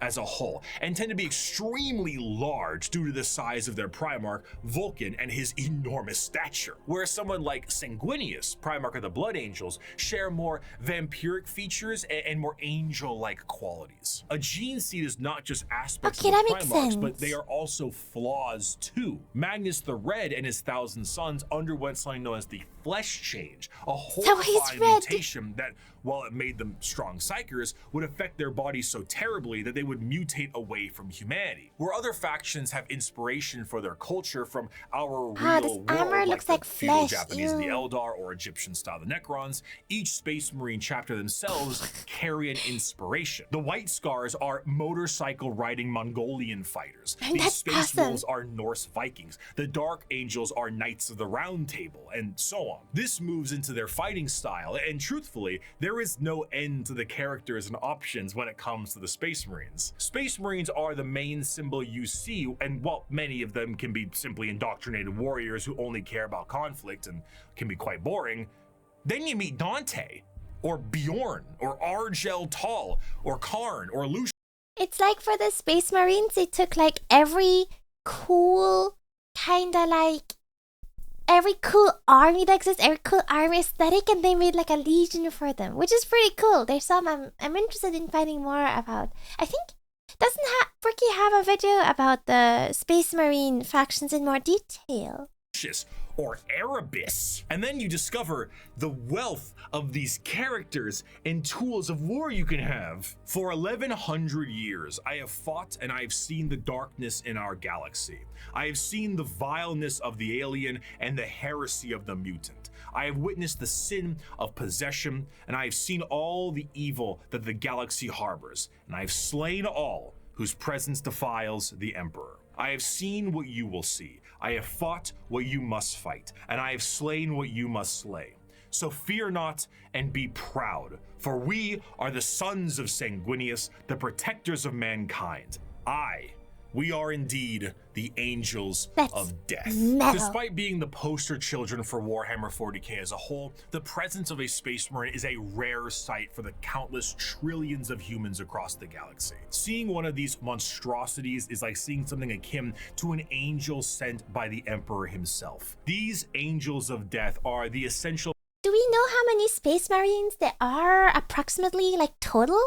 Fighting force to bring humanity back under the unified banner of the Imperium. Yet ultimately, the Space Marines are individuals torn from their families and conscripted to genetic modification and lifelong service for the dying Imperium. And though they are held in an almost holy light, most believe they are above and beyond the people they are designed to serve. Once designed as the protectors of humanity, they seldom view humanity as something worth saving, to the extent that it is a tiny, minute rarity, though not unheard of, for a Space Marine to put a normal citizen above them in any way. For most Space Marines and even their Primarchs, they are only here to do a job. They are there to kill the enemies of humanity, and I would be remiss if I didn't add at least one more of my favorite quotes to the tail end of this section. "The time for speeches is done," said Rogel Dorn. "The first great test is here. My order to you all is simple, yet heed it well, and exert yourselves to see it done. They are coming. Kill them all." While the Space Marines are the spearhead of the Imperium's Great Crusade and also a major player in its warfare, there is a significant amount of importance that must be taken on their transport. What sci-fi universe would be complete without its navy? When you when he describes them like this, it's quite interesting because I've been reading Horus Rising and I was actually kind of surprised by, I've been told it differs depending on the author, of course, but I was kind of surprised by how much the Space Marines just seemed like normal dudes, you know? They seem to think exactly like humans would, which I find quite interesting. think of the Navy or ships on the open sea, you think of something that is sleek, something mobile, and something pretty big. For perspective, the longest self-propelled ship in history was the TTC-Wise Giant, an oil tanker that was about 458 meters long or over about 1,500 feet. This right here is child's play in the world of 40k ships. A ship that is considered to be an escort vessel in the Imperium is about 3 times the size of a Sea-Wise Giant, and the size of the ships only go up from there. Your most common ships are the cruisers. The light cruiser tends to average at about 2 kilometers long, or just over a mile in length, How do you the build something Dictator like class this? cruisers can be over 3 kilometers or 2 miles in length. The largest ships are your battleships, and they are tremendous. We're talking 5-mile long, half a mile high monstrosities that look like gigantic Gothic cathedrals and filled. Is there a Lego set of any of these? Because that sounds like it'd be really fun. To the brim with weaponry. And not only are they filled with weapons, but they are also jam-packed with crewmen. Battleships tend to, on average, carry a crew between several thousand to several million, and they need every single one of those members because we don't have advanced technology for other things to pilot themselves or control themselves in a meaningful way because there's no AI. A lot of this stuff has to be done manually. Even the reloading of those giant batteries is a form of manual labor. And of course, generally speaking, gliding through the stars is a very slow way to do things. And let's be honest, there can't be a science fiction setting without some form of hyperspace travel. This form of travel in 40k is less like going to Plaid in Spaceballs and more like going into Davy Jones' zipper dimension in SpongeBob. Oh, now what? I suppose you're gonna show me. That's an insane metaphor. What is this, some kind of magic act? Is that what the warp looks like? This is because it utilizes the immaterial warp to do so. Warp travel is handled by a navigator, which is an abhuman. It's a mutated human, don't worry about it. And they have a gene that gives them a third eye and the ability to help steer the ship through the warp, which, as we know, is hell itself and unreality. Now, this might sound exceptionally dangerous, and that's because it is. Now, the ship does have protection in the form of a Geller field, though. Originally, I assumed the Geller field is what you think it is, a large force field stopping all manner of horrible things, like demons from the warp tearing apart your ship. How wrong I was, though. So space travel through the warp basically involves riding on the Sea of Souls. Hell is real and you can surf on it. So you allow the current to carry you and the navigator to direct. But how can a current of souls and unreality carry you when it doesn't obey the laws of physics, time, or, again, reality? What a Geller field is not a force field, but a comatose imperial psyker dreaming of reality. It is not a bubble.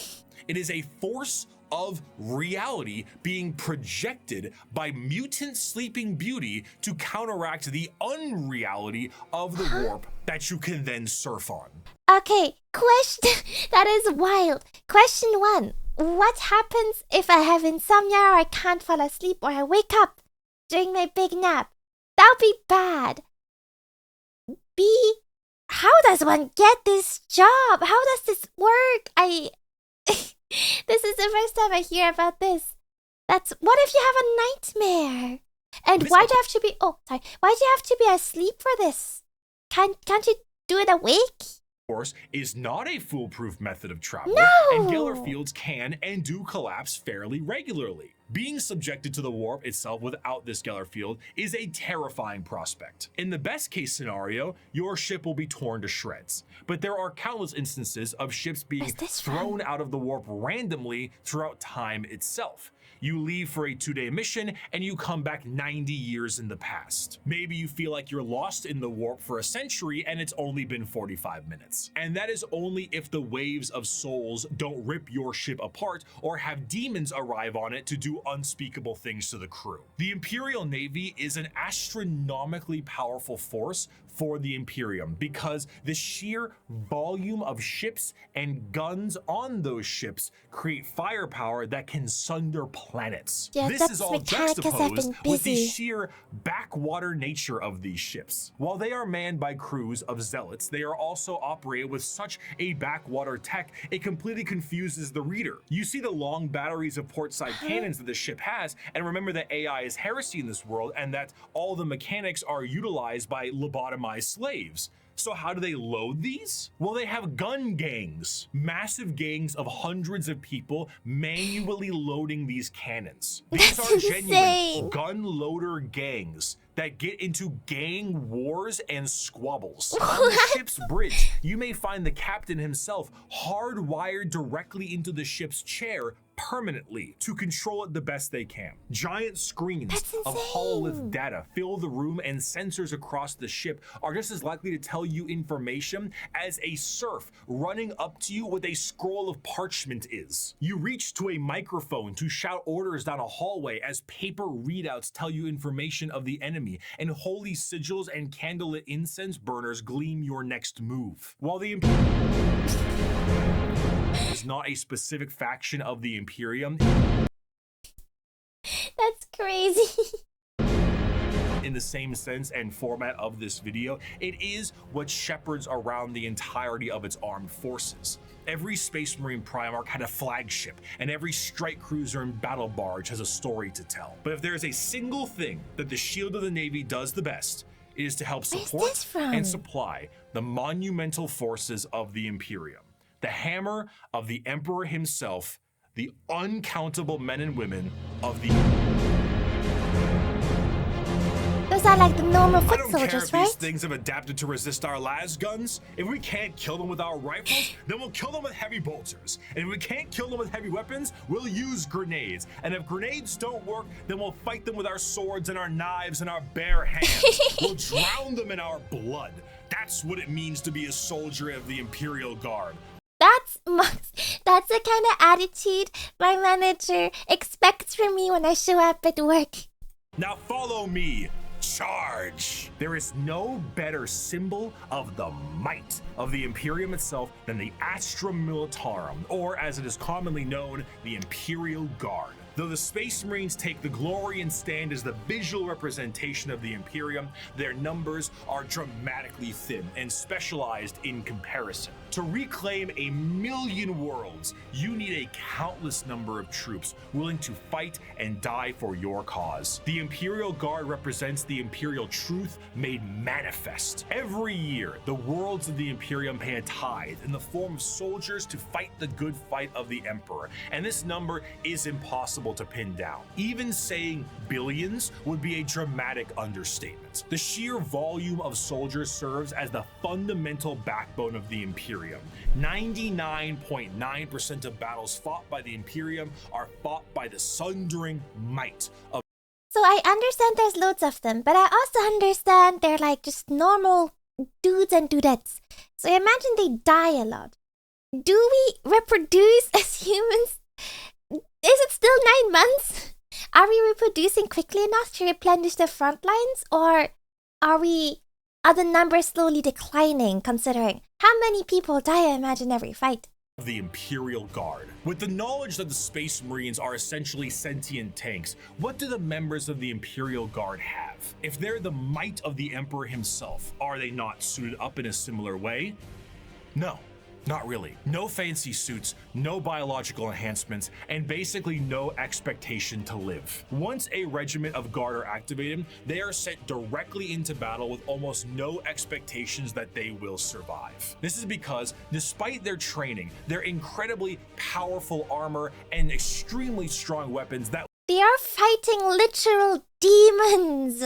Would crush any army of the modern day. They are so hopelessly outmatched to the things they will face. Sending a member of the guard is throwing a rock at a nuclear bomb. However, where they lack in advancement, they make up for in sheer numbers, and their overwhelming force can be the difference maker in any deployment because they I face. imagine that only works Quantity temporarily. is a quality all its own. If they do happen to survive, they will be sent to the next battle, and so on. Seldom do members of the Astra Militarum get old or retire, and those that do are truly to be feared. There's an old saying that the average— I wonder if there's any particular characters where that is the case. I imagine them must be a book. I think there's a book for everything in Warhammer 40k. lifespan of a guardsman is about 15 hours from deployment, and considering the sheer number of guardsmen out there in any given battle, that number is probably accurate. When several million of your pool of guardsmen die within the first few hours of combat because the orcs threw a moon at you, it can really screw the numbers. Do in this situation? The soldiers of the guard are conscripted and trained on an incredible number of worlds in the Imperium, and these worlds can impact their training and their combat style directly. The most famous visually are the Cadian shock troops. But other notable guard factions include the gas mask-clad Death Corps of Krieg, the Rambo level of Catachan Jungle Fighters, and the Iron-Willed Mordian Iron Guard. This also helps them specialize against individual types of enemies. The Indigan Prefects are a special guard regiment that came from a planet whose planetary governor, the leader of the planet, thought it was fun to collect exotic animals, which then crossbreed and then became the giant freight train-sized monsters destroying the planet. So the Indigan Prefects are specialized for big monsters. Makes sense. Hello, Tyranids. One particularly interesting officer in the Guard is the enforcement officer known as the Commissar, and they are one of the more visually striking members of a regiment. These are specialized Imperial officers and act as morale officers. But instead of singing songs to the troops and providing hot meals, the Commissars are there to make sure that the members of the regiment continue to fight to the bitter end. If a soldier does not meet the standards of the Commissar, the solution is simple. There are trillions of other soldiers out there.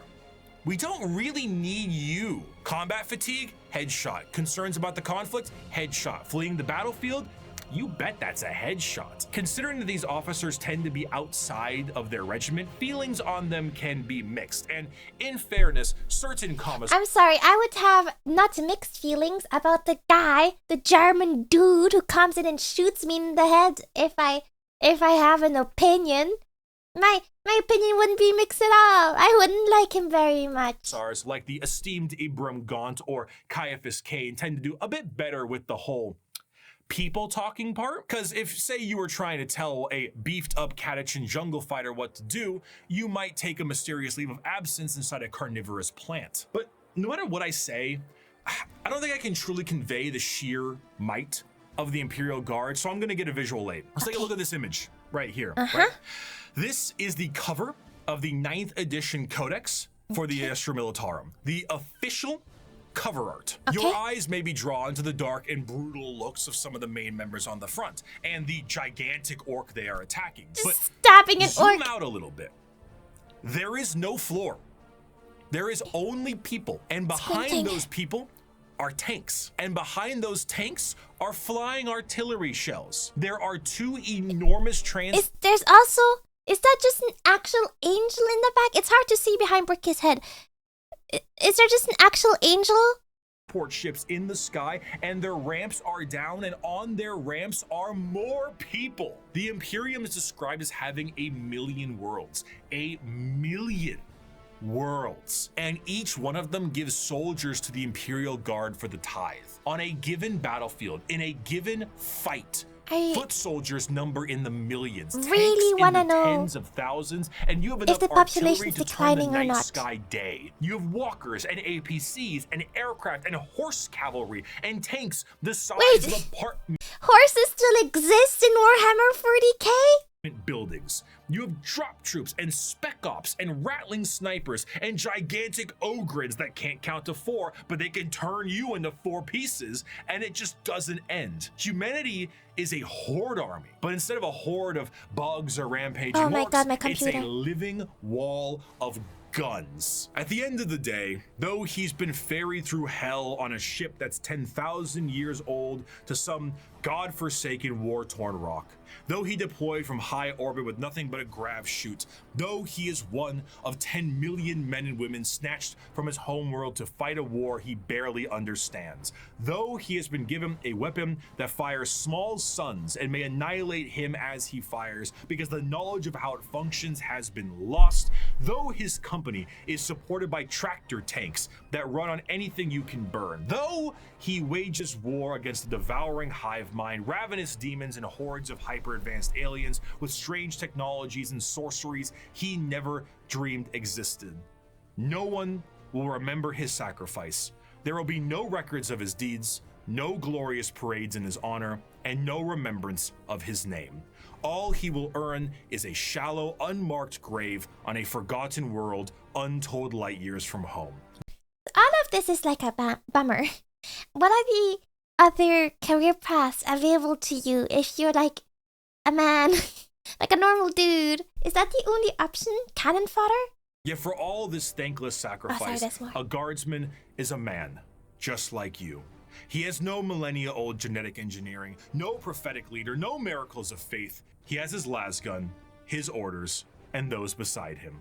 He is the Imperial Guard, and he will hold the line. In the end, the Astra Militarum, despite fighting for the honor of the Imperium, are their own form of a massive horde army where individuality does not matter. They are merely numbers to the Imperium, and the vast majority of the conflicts they are sent to are attrition-based battles that gain virtually no ground while countless millions die. Wow. Yet this makes them the most human. For the Imperial Guard contains normal people, people who are happy and sad, people who laugh and love, and in there are stories, because there is strength in facing the horrors of the universe head on with nothing but a rifle in your hands and a prayer on your lips. Armed with an innumerable amount of Imperial soldiers and Space Marines, the Navy begins its great crusade into the stars to rescue the stranded Primarchs and reunite them to their legions. But the biggest question needed to be asked was, what would they find?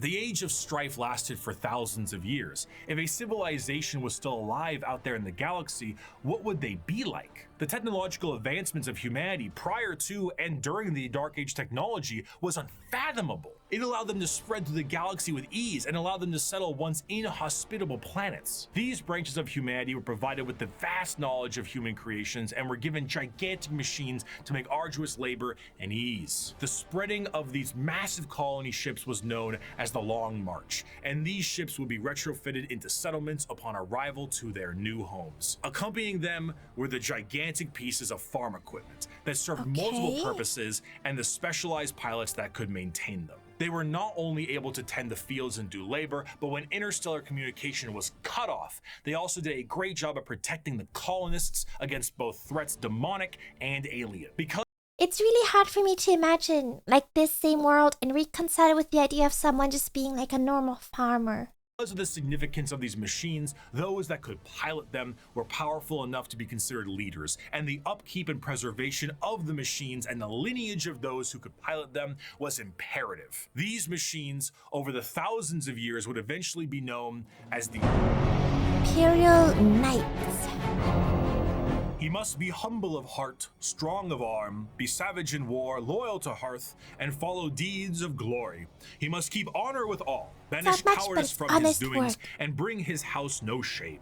He must serve the emperor and defend the Imperium, thus should a knight rule himself. The Age of Strife caused these colonized worlds to be cut off from the Imperium, and the reversion of these worlds resulted in the reverence for this farm equipment turned feudal, and the leadership that controlled the devices became viewed as a noble hierarchy. During the Age of Strife, exploratory fleets from Mars found plenty of these worlds, and it seemed the majority of them reverted to a similar state, like King Arthur seeing It's hard to imagine like someone farming is such a huge machine. Also, what an insane promotion path from farmer to like a knight fighting for the emperor.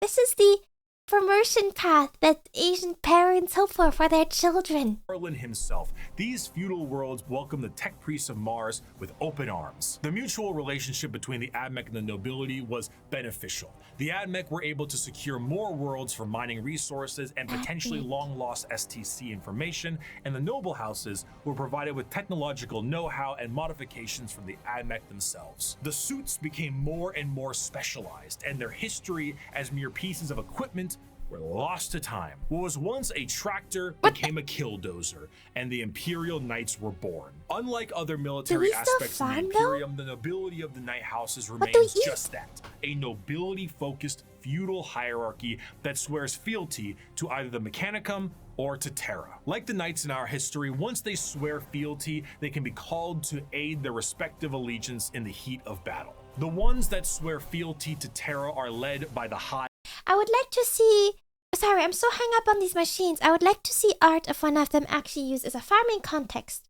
Because it's hard to imagine these machines being used in any other context than war. Monarch, while the ones with the Mechanicum are led by the Princeps. The ones with Terra might be sent directly to the front line of war, while the ones with the Mechanicum tend to be sent to protect the Forge world. And the heraldry of these houses is what you'd expect from a generic history of knights. Houses pledging allegiances here and there, your run-of-the-mill War of the Roses aesthetic. Except instead of ponies, you have gigantic death machines. These knights can't simply be piloted by any old person, however. A member of the nobility of any given knight house must go through the ritual of becoming. This ritual involves them sitting on the device used to control the knight, known as the Throne Mechanicum, for a full night. What's wrong with that?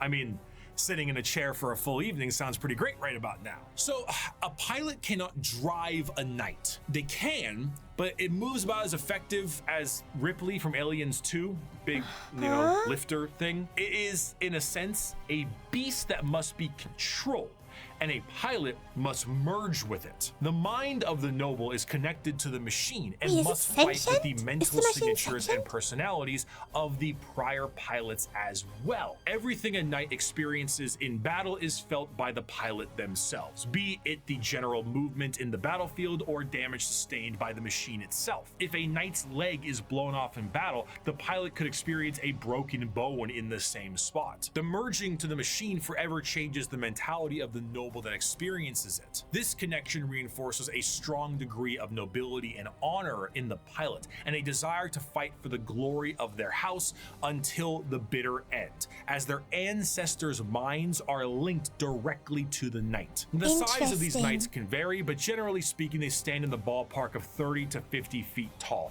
This is some pretty classic mecha tropes. You see this a lot in mecha anime, etc., of like merging with the machine and feeling what the machine feels. Yeah, this is a pretty classic mecha. And are protected by a thick adamantium armor. Beyond that, they have their own unique ion shield generators that give them added protection, and when it comes to their looks, the most common pattern across the Imperium is the Questoris pattern, and is honestly the one you're probably thinking about right now. But there are also smaller versions like Armigers and bigger ones known as the Dominus. As for a loadout, these guys are essentially a violent Mr. Potato. Battle cannons, Gatling cannons, heavy flamers, thermal cannons, up close and personal. How about a gigantic chainsword or a straight up gauntlet? And for that empty spot up top, screw it. More autocannons, maybe add some missiles. Whatever you can do to make it as over the top as possible, you gotta do it. A squire serves a knight serves a lord serves a baron, and a baron serves a monarch. So who does the monarch serve? He serves every subject, from the rudest serf to the members of the court. Chivalric fealty, when ideally practiced, is not a pyramid, but a circle. Ironically, on the surface, night worlds themselves are one of the least grimdark settings in the galaxy. Reverting to an ancient time with knights and peasants is almost an escapism from the techno hell of the modern Imperium. It's so weird that like all of this is coexisting in this world. For everyone.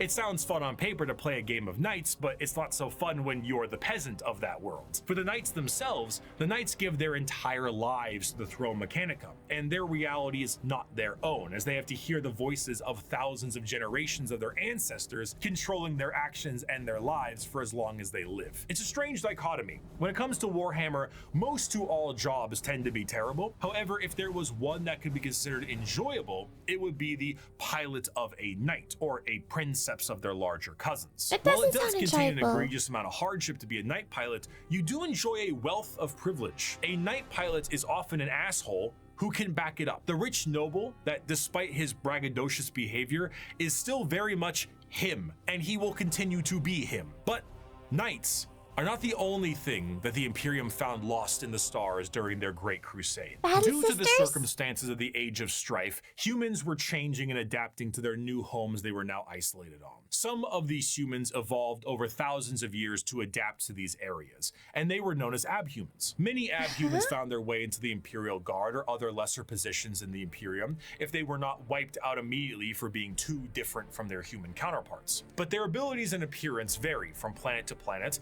and one particular group of abhumans have made quite a name for themselves in the center of the galaxy. Yes? The Leagues of... Oh, that's not what I was thinking what about. Would be known as the kin start at some point during the Dark Age technology, Give me my where woman. their ancestors left a planet that is very much Terra and went to the galactic core to mine it of its resources. They brought along with them everything that they would need for a long-term stay, most important of which were the incredible AI-based supercomputers. Wait, Be it AI? guidance, technical or philosophical. That's heresy. Excuse me, did he just say AI? Schematics, or the ability to upload the memories of a deceased explorer to gather information from them, these computers became an essential part of their everyday life, especially considering that the galactic core is one of the most inhospitable places in the galaxy. It is an exceptionally star-dense location, full of abnormalities, black holes, and sentient hostile nebula. And Whatever radiation, that last part probably. means. It is not a safe and easy place to make a living, and this only got worse thanks to the warp storms during the Age of Strife. In order to adapt to this area, these travelers perfected a genetic makeup that made their future clones to be more adept to the area. These future clones would be shorter and more robust than their ancestors, Shorter, and the need interesting. to procreate would be unnecessary. That's interesting. I feel like in the past we've seen, like the Space Marines, they made them way taller. Because why risk messing up a good employee when you can just make a new one? These would be known as the squats, and they would all die, except for when they didn't.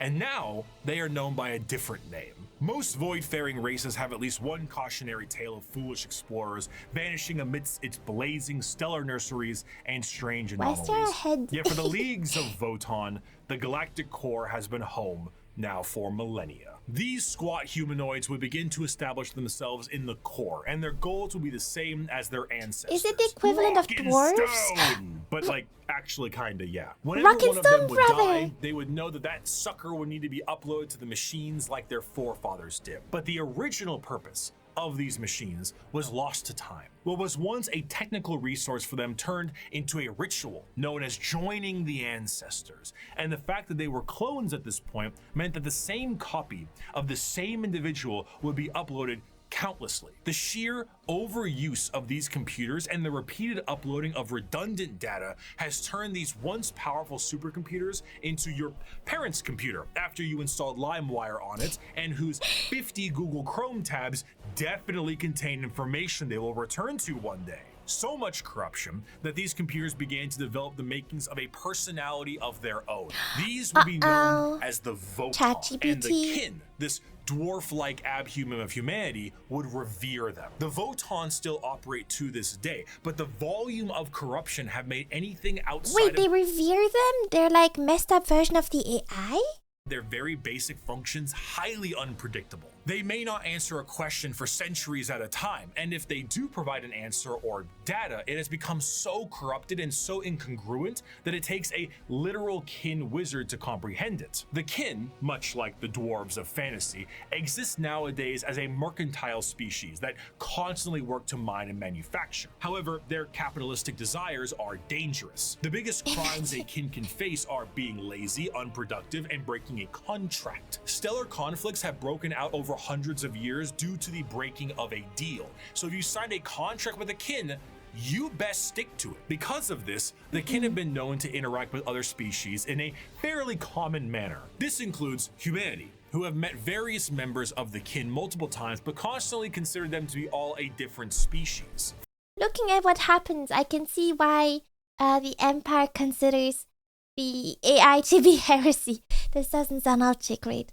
But I do like that they're basically dwarves. Famously, the Imperium know that the kin they referred to as the Squats were their own species and were wiped out by the Tyranids. Little did they know, they were still around. The kin are acutely aware of two things. The first is that the humans of the Imperium are deeply terrified of technology, so the sheer existence of the Votann is a secret as well as the truth. This extends also to the Iron Kin, sentient robots that are treated in the same esteem of flesh and blood kin, because kin is kin. The second thing they are aware of is where they're from. They are fairly confident that they are from Terra, and they know that if this secret was to be known by the Imperium, that the Imperium might want to take ownership of them and everything they've built. So the more alien they are, the better. Now, this sounds fine and good, right? What could possibly be wrong with these guys besides the hyper late stage space capitalism? Well, we have to go back to their creation. The kin are an entirely clone-based race made from the computers that are exceptionally difficult to recreate. These machines, the Votann, are becoming more and more unpredictable and derelict. If anything were to happen to these machines, it would be a twofold ending of the kin. New kin cannot be reproduced, reducing their numbers, and the existing kin would have no further purpose because the end that awaits them would be non-existent.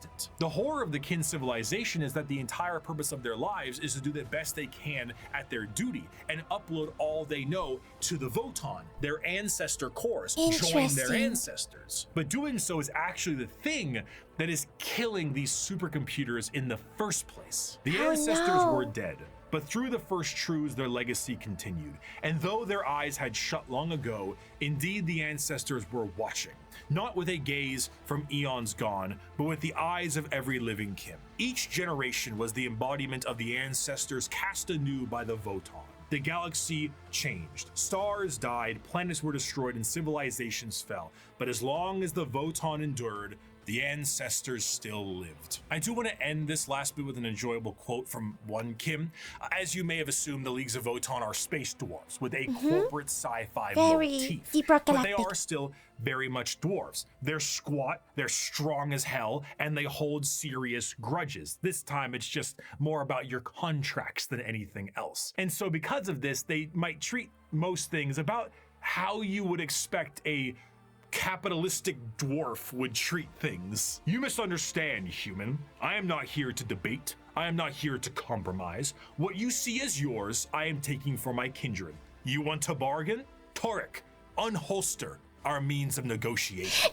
As the Great Crusade continued, humanity would find their missing Primarchs, reestablish the locations of all of their various worlds, and finally reclaim what the Emperor was always hoping for. But eventually, all the Emperor sought to build would be his undoing. His original attempt to have all of the Primarchs lead his great armies and usher humanity into the better ages would end up crumbling down. And we will learn about how the Imperium backslides and the horror of the modern day of 40k in part 2.